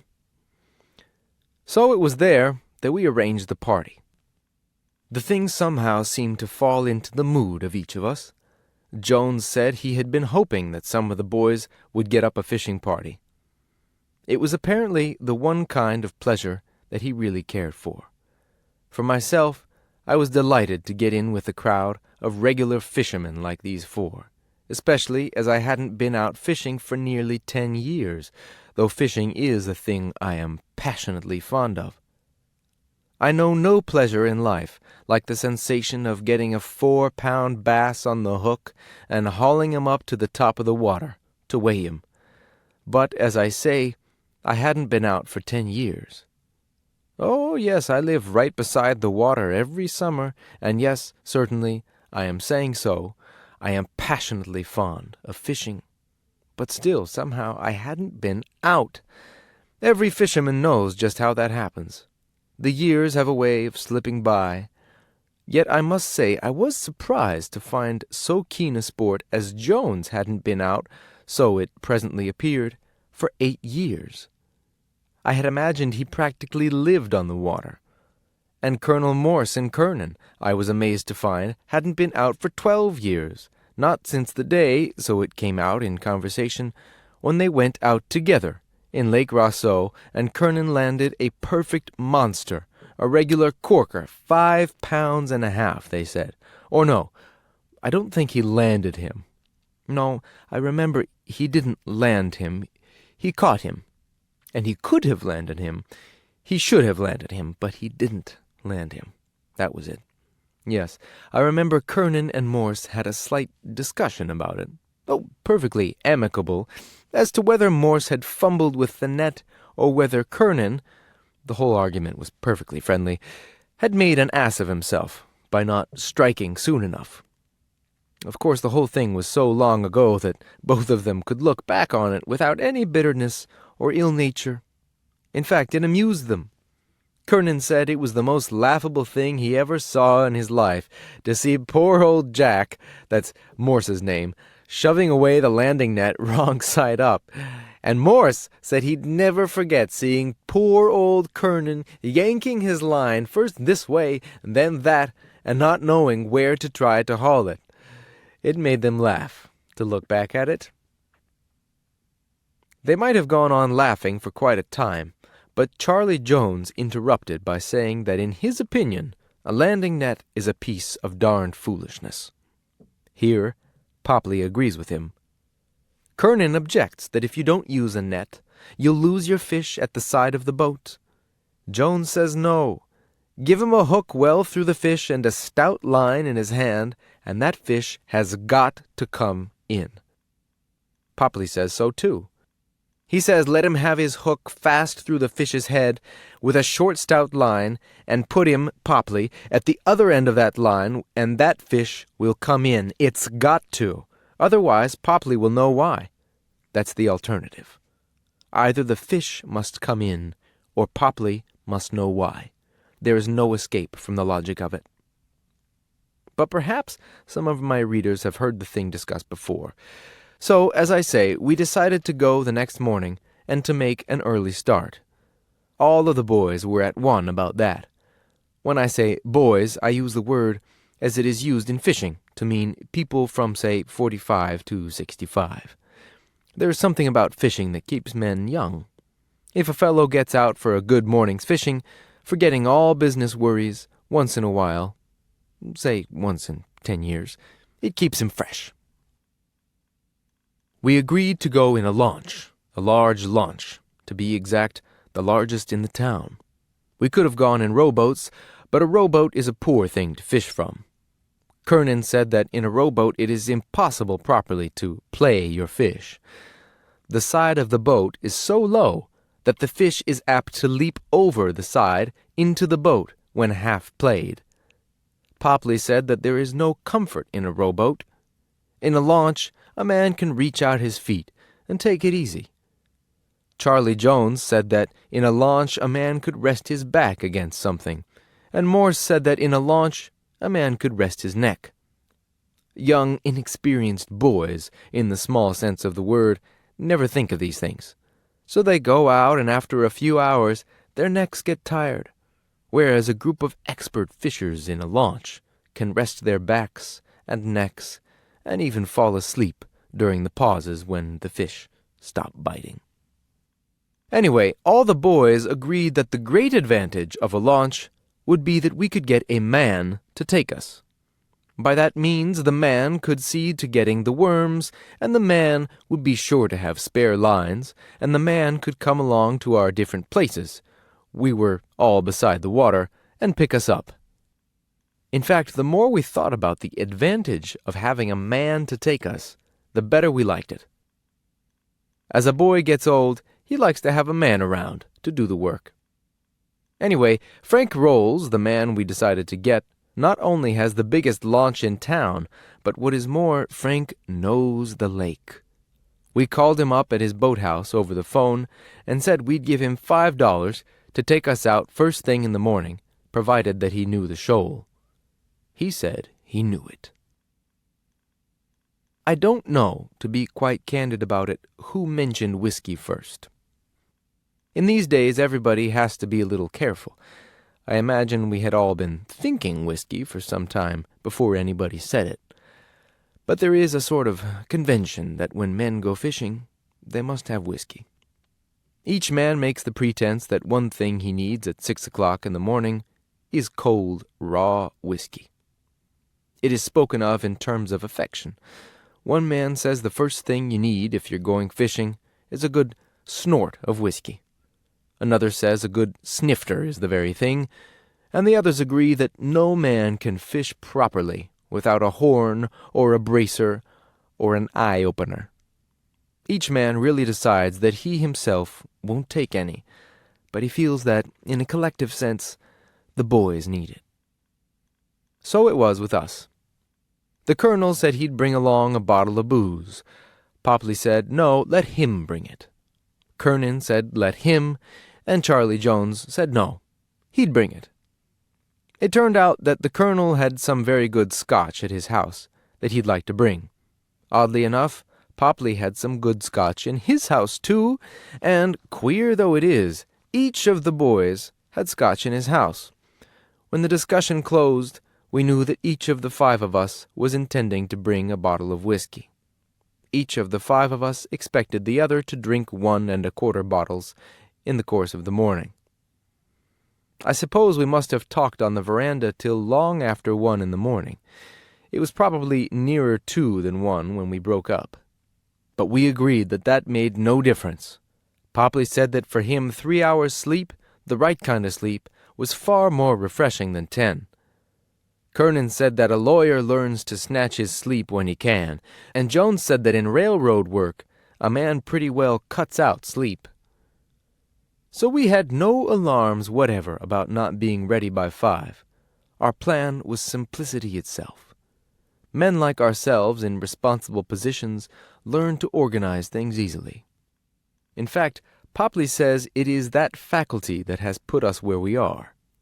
So the plan simply was that Frank Rolls should come along at 5 o'clock and blow his whistle in front of our places, and at that signal each man would come down to his wharf with his rod and kit, and so we'd be off to the shoal without a moment's delay. The weather we ruled out. It was decided that even if it rained, that made no difference.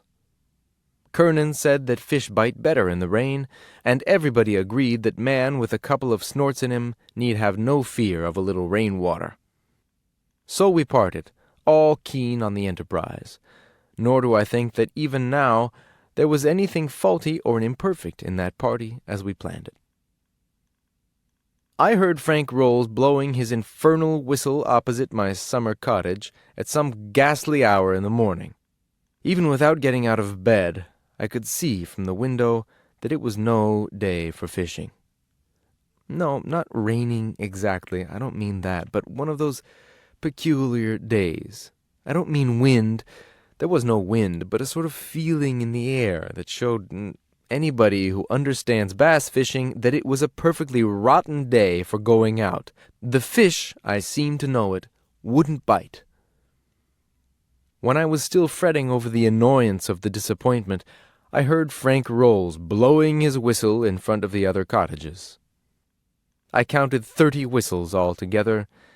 Then I fell into a light doze. Not exactly sleep, but a sort of doze. I can find no other word for it. It was clear to me that the other boys had thrown the thing over. There was no use in my trying to go out alone.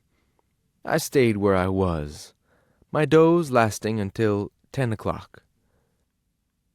When I walked uptown later in the morning, I couldn't help being struck by the signs in the butcher's shops and the restaurants.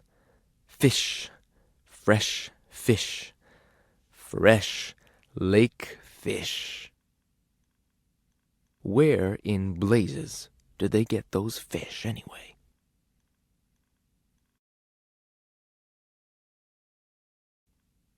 My lost dollar. My friend Todd owes me $1. He has owed it to me for 12 months, and I fear there is little prospect of his ever returning it. I can realize whenever I meet him that he has forgotten that he owes me $1. He meets me in the same frank, friendly way as always. My dollar has clean gone out of his mind. I see that I shall never get it back. On the other hand, I know that I shall remember all my life that Todd owes me $1. It will make no difference, I trust, to our friendship, but I shall never be able to forget it. I don't know how it is with other people, but if any man borrows $1 from me, I carry the recollection of it to the grave. Let me relate what happened. Todd borrowed this $1 last year on the 8th of April. I mention the date in case this should ever meet Todd's eye, just as he was about to leave for Bermuda. He needed $1 in change to pay his taxi, and I lent it to him. It happened quite simply and naturally. I hardly realized it till it was all over. He merely said, "Let me have $1, will you?" And I said, "Certainly. Is $1 enough?" I believe, in fact I know, that when Todd took that $1, he meant to pay for it. He sent me a note from Hamilton, Bermuda. I thought when I opened it that the $1 would be in it, but it wasn't. He merely said that the temperature was up to nearly 100. The figure confused me for a moment. Todd came back within 3 weeks. I met him at the train, not because of the $1, but because I really esteem him.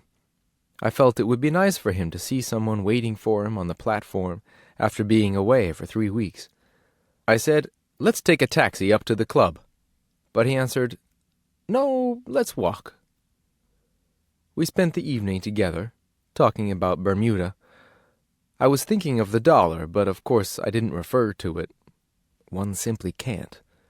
I asked him what currency is used in Bermuda, and whether the American dollar goes at par. I put a slight emphasis on the American dollar, but found again that I could not bring myself to make any reference to it. It took me some time, I see Todd practically every day at my club, to realize that he had completely forgotten the $1. I asked him one day what his trip cost him, and he said that he kept no accounts. A little later, I asked him if he felt settled down after his trip, and he said that he had practically forgotten about it. So I knew it was all over. In all this, I bear Todd no grudge. I have simply added him to the list of men who owe me $1, and who have forgotten it. There are quite a few of them now. I make no difference in my demeanor to them, but I only wish that I could forget. I meet Todd very frequently. Only 2 nights ago, I met him out at dinner, and he was talking, apparently without self-consciousness, about Poland. He said that Poland would never pay her debts. You'd think a thing like that would remind him, wouldn't you? But it didn't seem to. But meantime, a rather painful thought, has begun to come to my mind at intervals. It is like this. If Todd owes me $1 and has forgotten it, it is possible, indeed it is theoretically probable, that there must be men to whom I owe $1, which I have forgotten. There may be a list of them.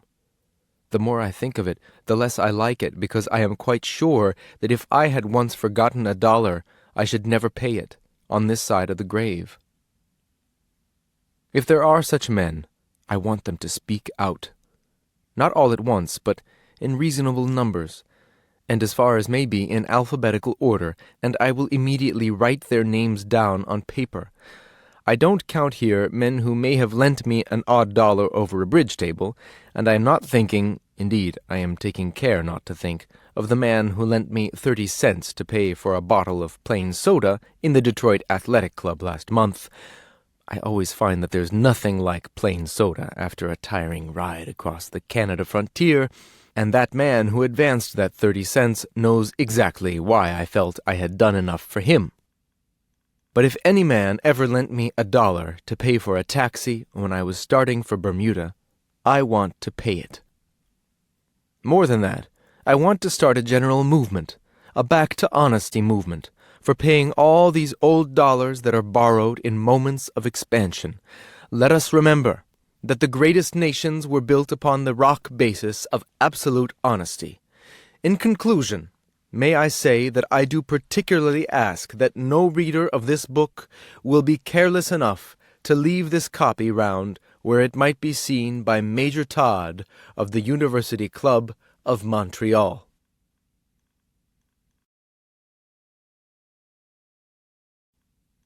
My affair with my landlord.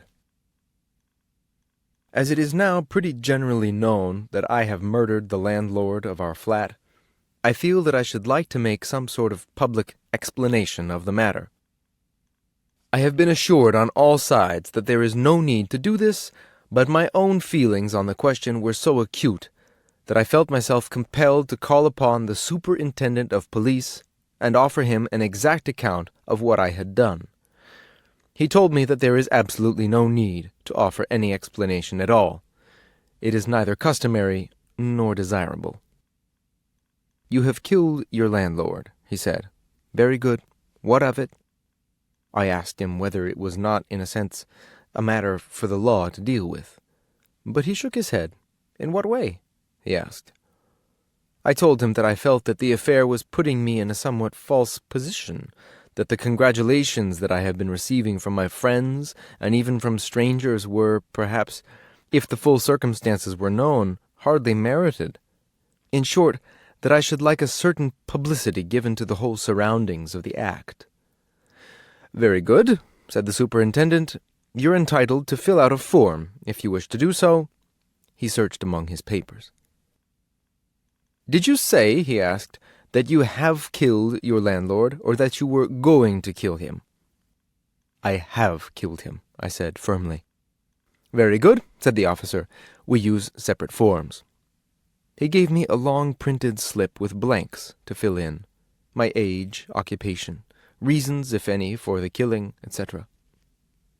"What shall I put," I asked, "under the heading of reasons?" "I think," he answered, "that it will be better to put simply no reasons, or, if you like, the usual reasons." With that he bowed me politely out of his office, expressing, as he did so, the hope that I would bury the landlord and not leave him lying about. To me the interview was unsatisfactory. I am well aware that the superintendent was within the strict nicety of the law. No doubt, if every case of the shooting of a landlord were made a matter of inquiry, the result would be embarrassing and tedious. The shooting is generally done in connection with the rise of rent, and nothing more needs to be said about it. "I am increasing your rent another $10 a month," says the landlord. "All right," says the tenants, "I'll shoot you." Sometimes he does, sometimes he forgets to. But my own case was quite different.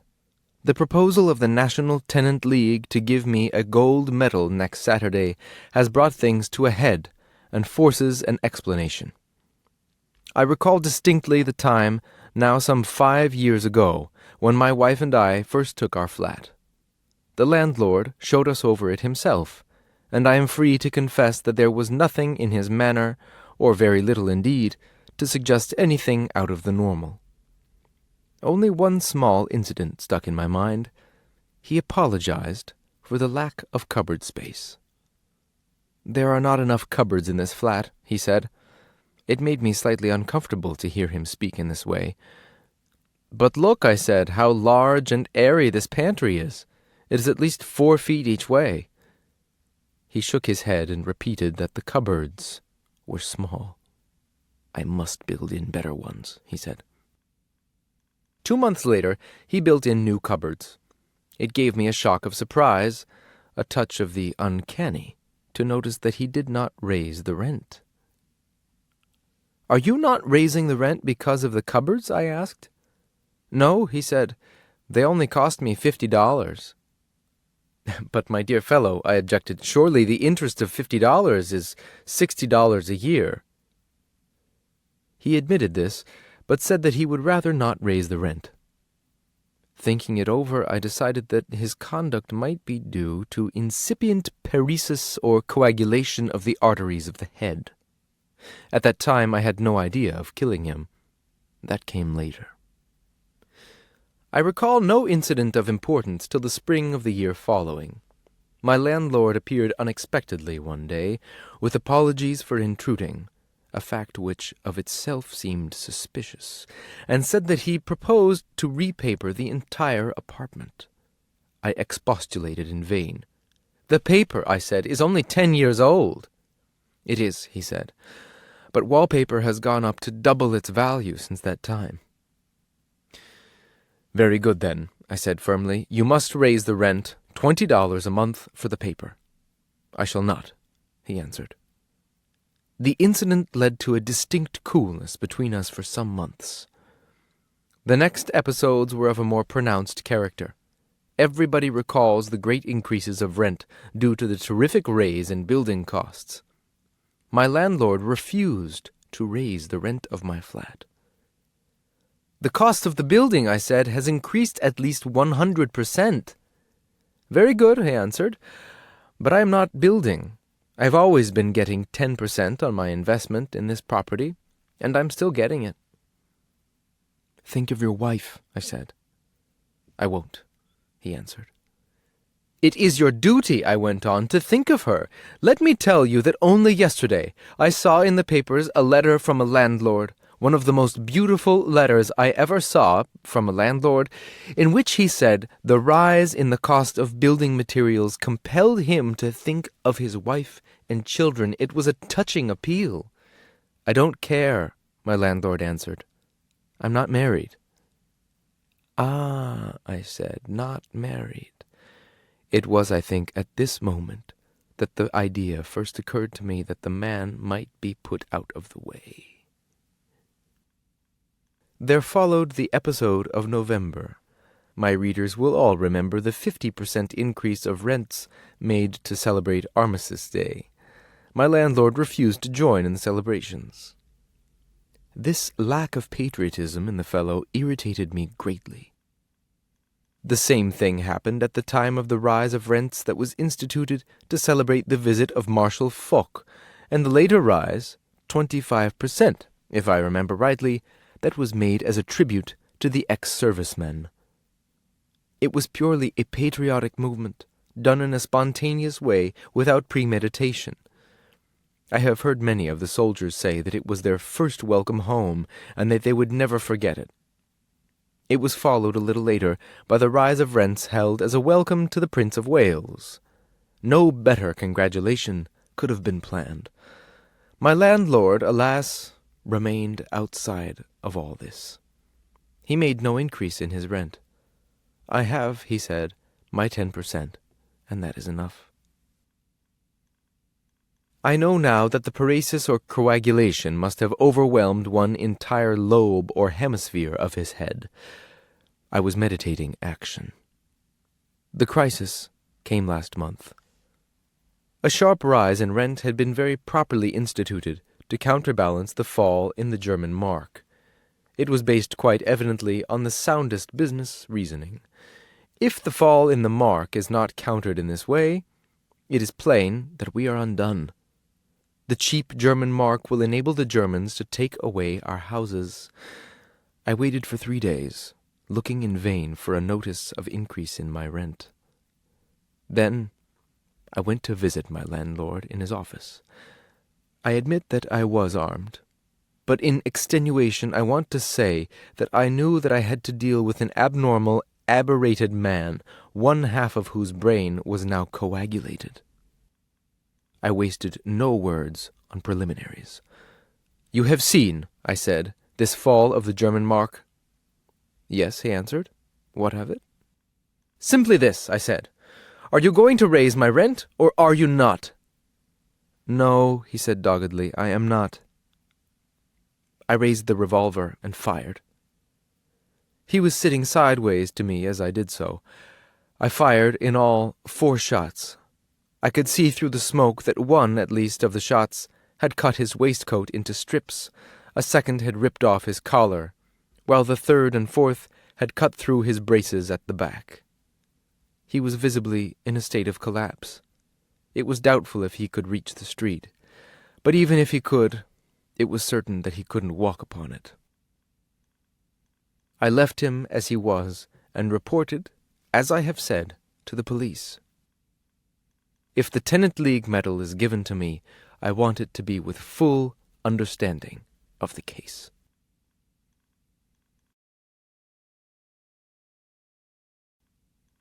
The laundry problem. A yearning for the good old days of the humble washerwoman. A long time ago, 30 or 40 years ago, there used to exist a humble being called a washerwoman. It was her simple function to appear at intervals with a huge basket, carry away soiled clothes, and bring them back as snow-white linen. The washerwoman is gone now. Her place is taken by the Amalgamated Laundry Company. She is gone, but I want her back. The washerwoman in fact and fiction was supposed to represent the bottom of everything. She could just manage to exist. She was the last word. Now the Amalgamated Laundry Company uses hydroelectric power, has an office like a bank, and delivers its good out of a huge hearse driven by a chauffeur in livery. But I want that humble woman back. In the old days, any woman deserted and abandoned in the world took in washing. When all else failed, there was at least that. Any woman who wanted to show her independent spirit and force of character threatened to take in washing. It was the last resort of a noble mind. In many of the great works of fiction, the heroine's mother almost took in washing. Women whose ancestry went back to the Crusades very nearly, though never quite, started to wash when the discovery of the missing will saved them from the suds. But nowadays, if a woman exclaimed, "What shall I do? I am alone in the world. I will open an amalgamated laundry," it would not sound the same. The operation of the old system, as I recall it from the days of 40 years ago, was very simple. The washerwoman used to call and take away my shirt and my collar, and while she washed them, I wore my other shirt and my other collar. When she came back, we changed over. She always had one, and I had one. In those days, any young man in a fair position needed 2 shirts. Where the poor washerwoman was hopelessly simple was that she never destroyed or injured the shirt. She never even thought to bite a piece out with her teeth. When she brought it back, it looked softer and better than ever. It never occurred to her to tear out one of the sleeves. If she broke out a button in washing, she humbly sewed it on again. When she ironed the shirt, it never occurred to the simple soul to burn a brown mark right across it. The woman lacked imagination. In other words, modern industrialism was in its infancy. I have never witnessed at first hand the process of a modern incorporated laundry company using up-to-date machinery, but I can easily construct in my imagination a vision of what is done when a package of washing is received. The shirts are first sorted out and taken to an expert who rapidly sprinkles them with sulfuric acid. Then they go to the coloring room, where they are dipped in a solution of yellow stain. From this, they pass to the machine gun room, where holes are shot in them, and from there by an automatic carrier to the hydraulic tearing room, where the sleeves are torn out. After that, they are squeezed absolutely flat under enormous pressure, which puts them into such a shape that the buttons can all be ripped up at a single scrape by an expert button ripper. The last process is altogether handwork, and accounts, I am informed, for the heavy cost.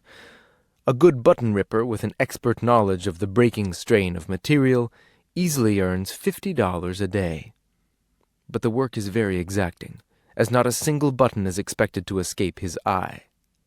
Of late, the big laundries are employing new chemical methods, such as mustard gas, tear bombs, and star shells. Collars, I understand, are treated in the same way, though the process varies a little, according as the aim is to produce the fuzzled edge finish or the split-side slit.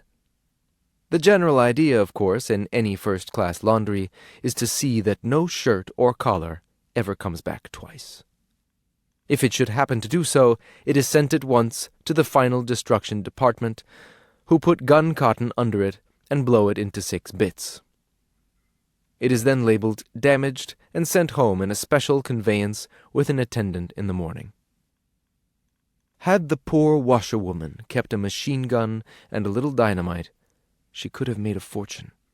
But she didn't know it. In the old days, a washerwoman washed a shirt for 10/12ths of a cent, or 10 cents a dozen pieces. The best laundries, those which deny all admission to their offices and send back their laundry under an armed guard, now charge $1 to wash a shirt with a special rate of $12 a dozen. On the same scale, the washerwoman's wages would be multiplied by 120. She really represented in value an income of $50 a year. Had it been known, she could have been incorporated, and dividends picked off her like huckleberries. Now that I think of it, she was worth even more than that. With the modern laundry, a shirt may be worn twice, for 1 day each time. After that, it is blown up, and it costs $4 to buy a new one. In the old days, a shirt lasted till a man outgrew it. As a man approached middle life, he found with a certain satisfaction that he had outgrown his shirt. He had to spend 75 cents on a new one, and that one lasted until he was buried in it. Had some poor woman only known enough to pick up one of these shirts and bite the neck out of it, she might have started something really big. But even when all this has been said, there remains more yet. In the old days, if you had a complaint to make to the washerwoman, you said it to her straight out. She was there, and she heard the complaint and sneaked away with tears in her eyes to her humble home, where she read the Bible and drank gin. But now, if you have a complaint to make to an amalgamated laundry corporation, you can't find it. There is no use complaining to the chauffeur in livery. He never saw a shirt in his life. There is no use going to the office. All you find there are groups of lady employees sheltered behind a cast-iron grating. They never saw your shirt. Don't ask them. They have their office work, and in the evening they take extension lectures on the modern drama. They wouldn't know a shirt if they saw it. Nor can you write to the company. I speak here of what I know, for I have tried to lay a complaint before a laundry company in writing, and I know the futility of it. Here is the letter I wrote. To the Board of Directors, the Amalgamated Universal Laundry Company. Gentlemen, I wish you would try to be a little more careful with my shirt. I mean the pink one. I think you put a little more starch in the neck the last time than you intended, and it all seems stuck together. Very faithfully yours. But the only answer I got was a communication in the following terms. Dear Sir, Folio 110-615, Department 0412, received February 19th, 9:26 a.m., read March 19th, 8:23 a.m., sent down April 19th, 4:01 a.m., sent up May 19th, 2 a.m. We beg to inform you that your communication as above will be laid before the shareholders at the next general meeting. In answering, kindly indicate folio, department, street, age, and occupation. No complaints received under names or in words. Yours, Folio 0016. After that, I felt it was hopeless to go on. My only chance for the future is that I may get to know some beautiful, rich woman, and perhaps her husband will run away and leave her weeping and penniless and drinking gin, and then I will appear in the doorway and will say, Dry your tears, dear, dear friend. There is prosperity for you yet. You shall wash my shirt.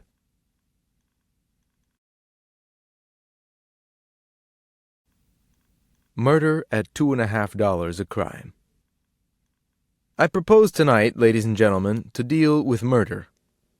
There are only two subjects that appeal nowadays to the general public, murder and sex, and, for people of culture, sex murder.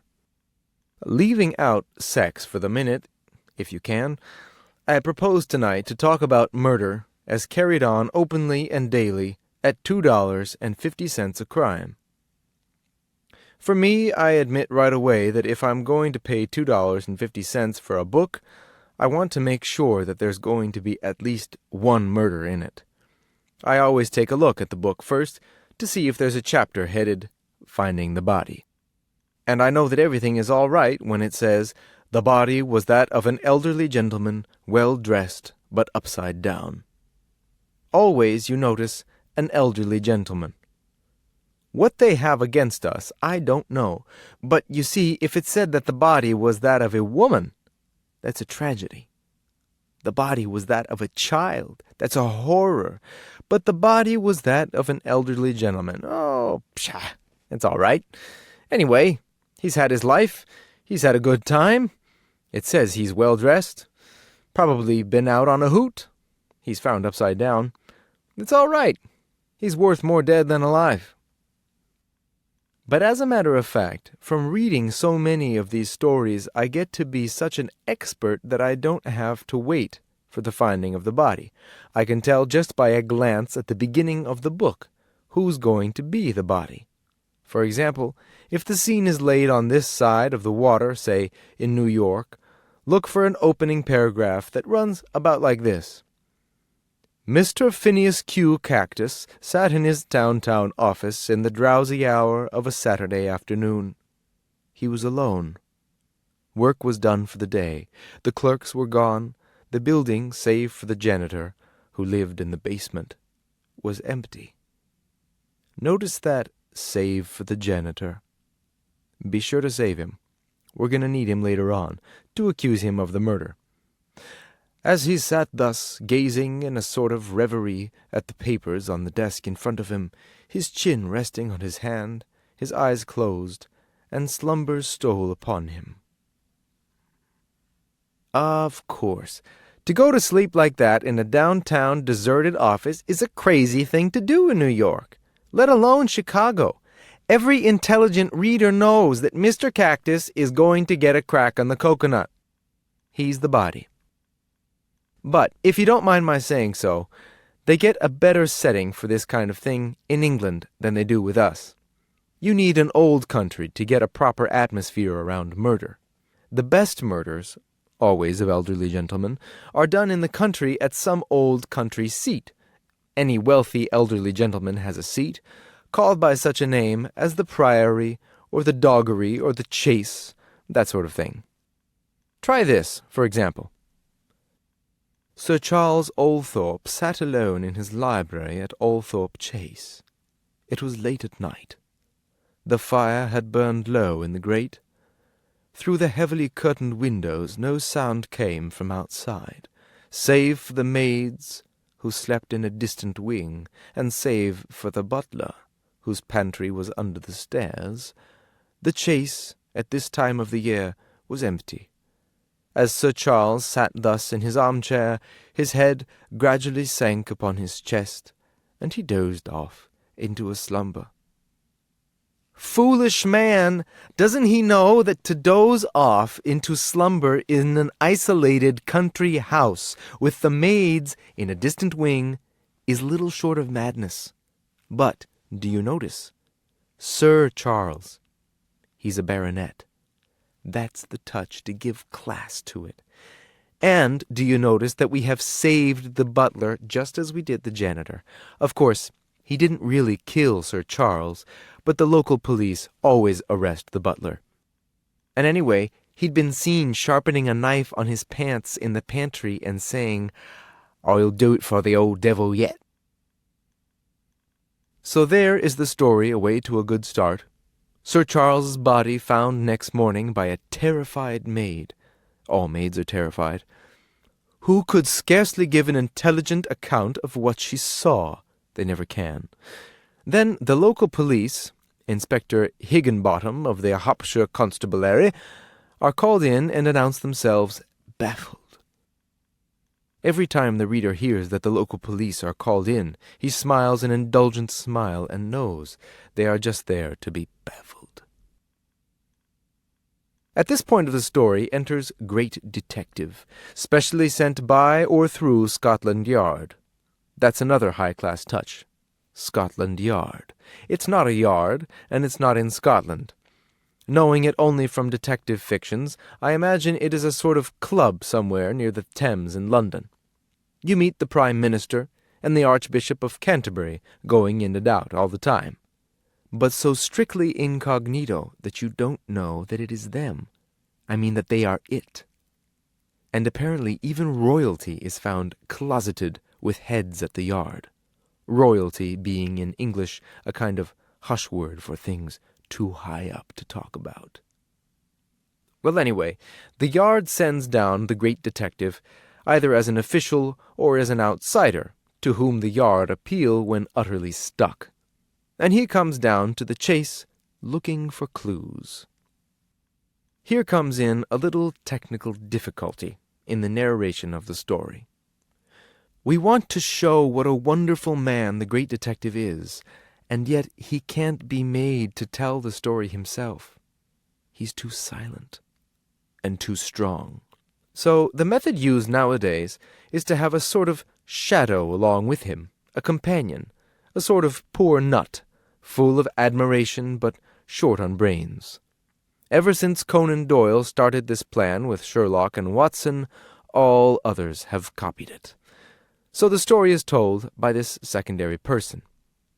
Taken at his own face value, he certainly is a poor nut.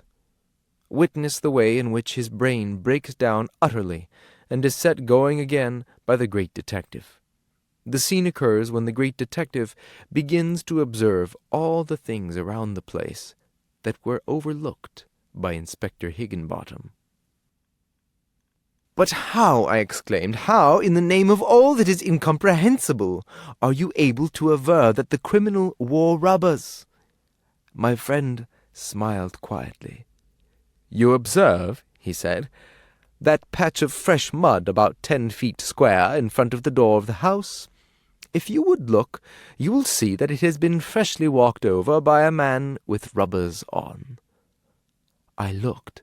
The marks of the rubbers were there, plain enough, at least a dozen of them. "What a fool I was!" I exclaimed. "But at least tell me, how were you able to know the length of the criminal's foot?" My friend smiled again, his same inscrutable smile. "By measuring the print of the rubber," he answered quietly, "and then subtracting from it the thickness of the material multiplied by 2. "Multiplied by 2? I exclaimed. "Why by 2? "For the toe and the heel."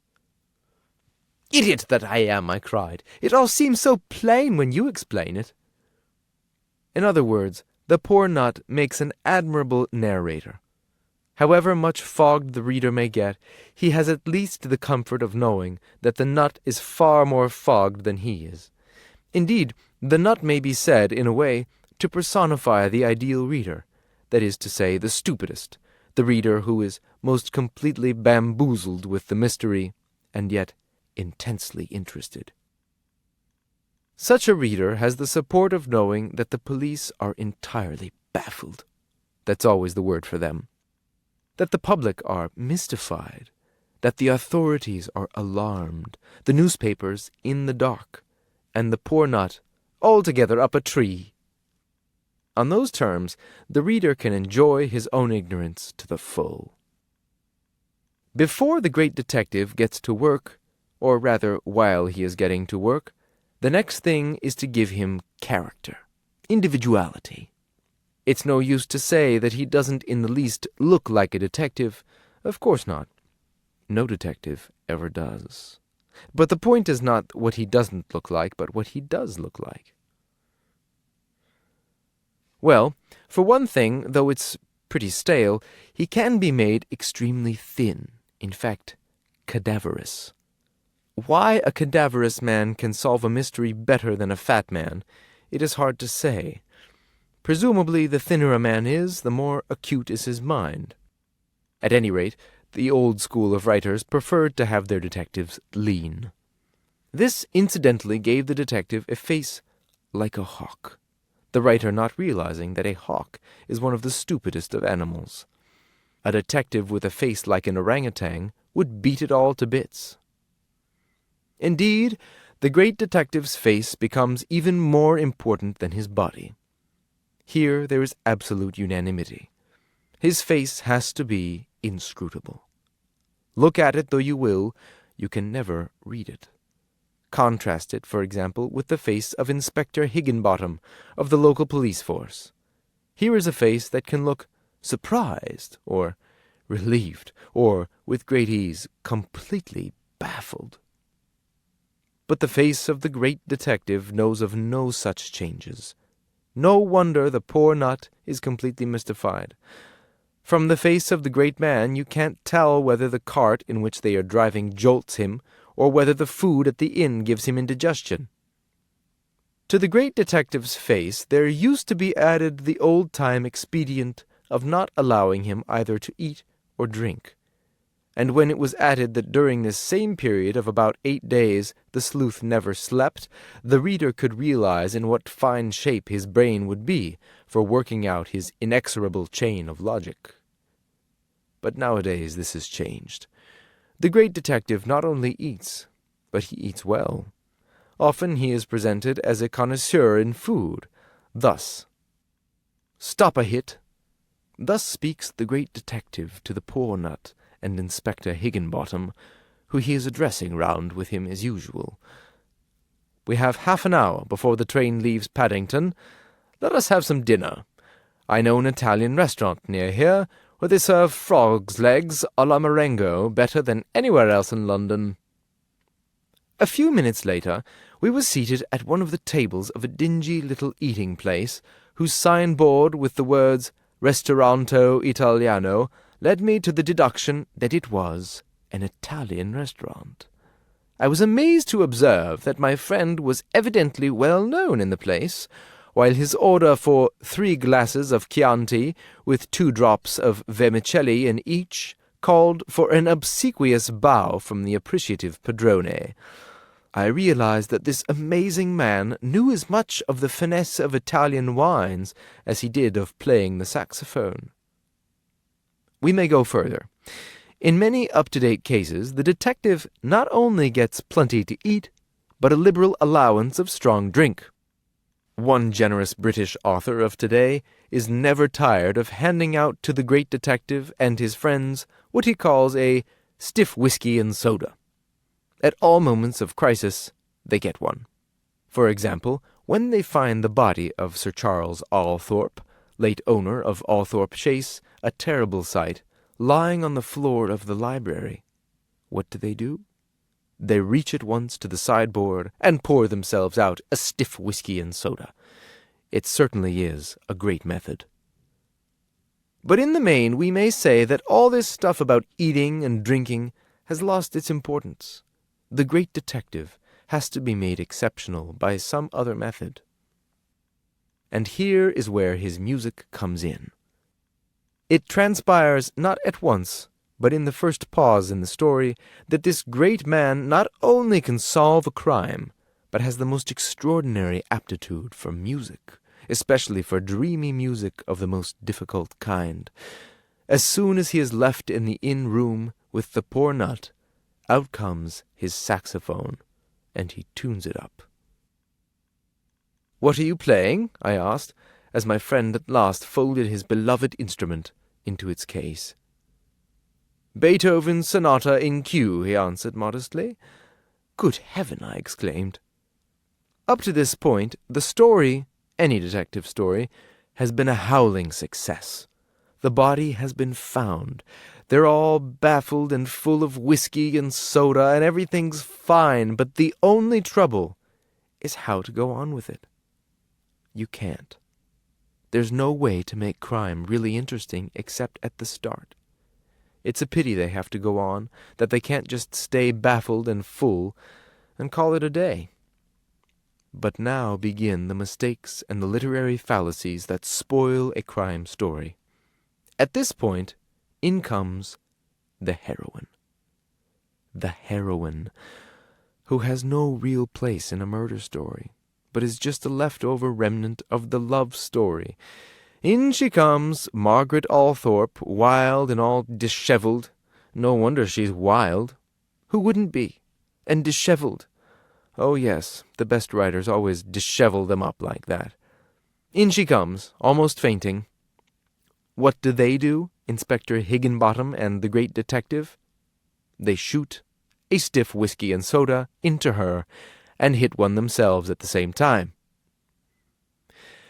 And with that, you see, the story drifts off sideways so as to work up a love interest in the heroine who has no business in it at all. Making a heroine used to be an easy thing in earlier books when the reading public was small. The author just imagined the kind of girl that he liked himself, and let it go at that. Walter Scott, for example, liked them small, size 3, sylph-like was the term used. In fact, the heroine was just a slip of a girl. The slippier, the better. But Margaret Althorpe has to please everybody at once, so the description of her runs like this. Margaret Althorpe was neither short nor tall. That means that she looked pretty tall standing up, but when she sat down, she was sawed off. Her complexion neither dark nor fair, and her religion was neither Protestant nor Roman Catholic. She was not a prohibitionist, but never took more than a couple of gins at a time. Her motto was, "No, boys, that's all I can hold." That, at least, is about the spirit of the description. But even at that, description of what is called her person is not sufficient by itself. There is the question of her temperament as well. Unless a heroine has temperament, she can't get by, and temperament consists in undergoing a great many physiological changes in a minimum of time. Here, for example, are the physiological variations undergone by the heroine of a book I read the other day, in what happened to be a space of 17 minutes. A new gladness ran through her. A thrill coursed through her, presumably in the opposite direction. Something woke up within her that had been dead. A great yearning welled up within her. Something that seemed to go out from her, that was not of her nor to her. Everything sank within her. That last means, I think, that something had come unhooked. But, you see, by this turn the novel has reached what the diplomats call an impasse, and plainer people simply call a cul-de-sac, or a nec plus ultra. It can't get on. They arrested the butler. He didn't do it. Apparently, nobody did it.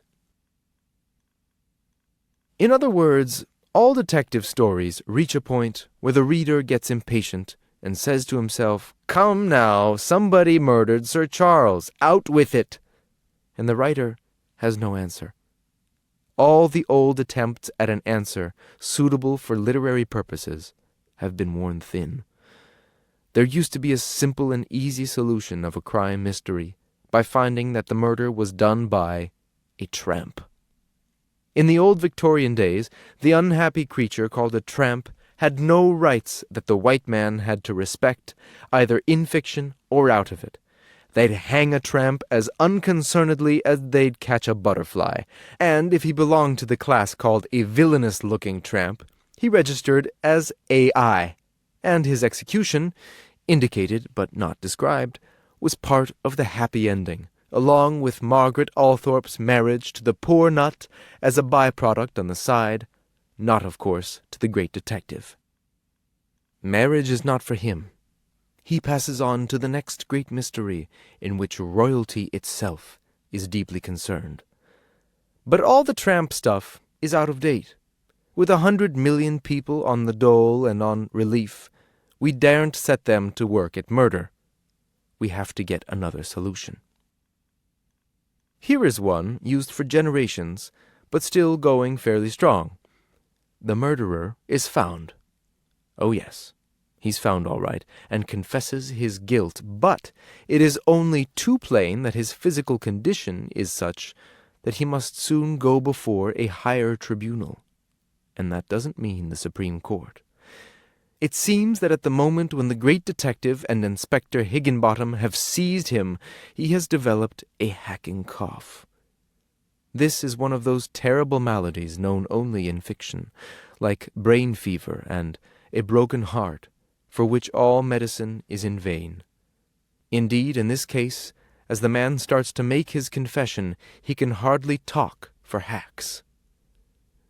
"Well," said Garth, looking round at the little group of police officers, "the game is up. Hack! Hack! And I may as well make a clean breast of it. Hack! Hack! Hack!" Any trained reader, when he hears these hacks, knows exactly what they are to lead up to. The criminal, robust though he seemed only a chapter ago when he jumped through a 3-story window after throttling Sub-Inspector Juggins half to death, is a dying man. He has got one of those terrible diseases known to fiction as a mortal complaint. It wouldn't do to give it an exact name, or somebody might get busy and cure it. The symptoms are a hacking cough and a great mildness of manner, an absence of all profanity, and a tendency to call everybody, "You gentlemen." Those things spell fini. In fact, all that is needed now is for the great detective himself to say, "Gentlemen," they are all gentlemen at this stage of the story, "a higher conviction than any earthly law has, etc., etc." With that, the curtain is dropped, and it is understood that the criminal made his exit the same night. That's better, decidedly better, and yet lacking in cheerfulness somehow. In fact, this solution has something a little cowardly about it. It doesn't face the music. One more of these futile solutions may be offered. Here's the way it is done. The great detective stood looking about him, quietly shaking his head. His eye rested a moment on the prostrate body of Sub-Inspector Bradshaw, then turned to scrutinize the neat hole drilled in the glass of the window. "I see it all now," he murmured. "I should have guessed it sooner. There is no doubt whose work this is." "Who is it?" I asked. "Blue Edward," he announced quietly. "Blue Edward?" I exclaimed. "Blue Edward," he repeated. "Blue Edward?" I reiterated. "But who then is Blue Edward?" This, of course, is the very question that the reader is wanting to ask. Who on earth is Blue Edward? The question is answered at once by the great detective himself. The fact that you have never heard of Blue Edward merely shows the world that you have lived in. As a matter of fact, Blue Edward is the terror of 4 continents. We have traced him to Shanghai, only to find him in Madagascar. It was he who organized the terrible robbery at Irkutsk, in which 10 moujiks were blown up with a bottle of Epsom salts. It was Blue Edward who for years held the whole of Philadelphia in abject terror and kept Oshkosh, Wisconsin, on the jump for even longer. At the head of a gang of criminals that ramifies all over the known globe, equipped with a scientific education that enables him to read and write and use a typewriter with the greatest ease, Blue Edward has practically held the police of the world at bay for years. I suspected his hand in this from the start. From the very outset, certain evidences pointed to the work of Blue Edward. After which all the police inspectors and spectators keep shaking their heads and murmuring, Blue Edward, until the reader is sufficiently impressed. The fact is that the writer can't end the story. Not if it is sufficiently complicated in the beginning. No possible ending satisfies the case. Not even the glad news that the heroine sank into the poor nut's arms, never to leave them again, can relieve the situation. Not even the knowledge that they erected a handsome memorial to Sir Charles, or that the great detective played the saxophone for a week, can quite compensate us.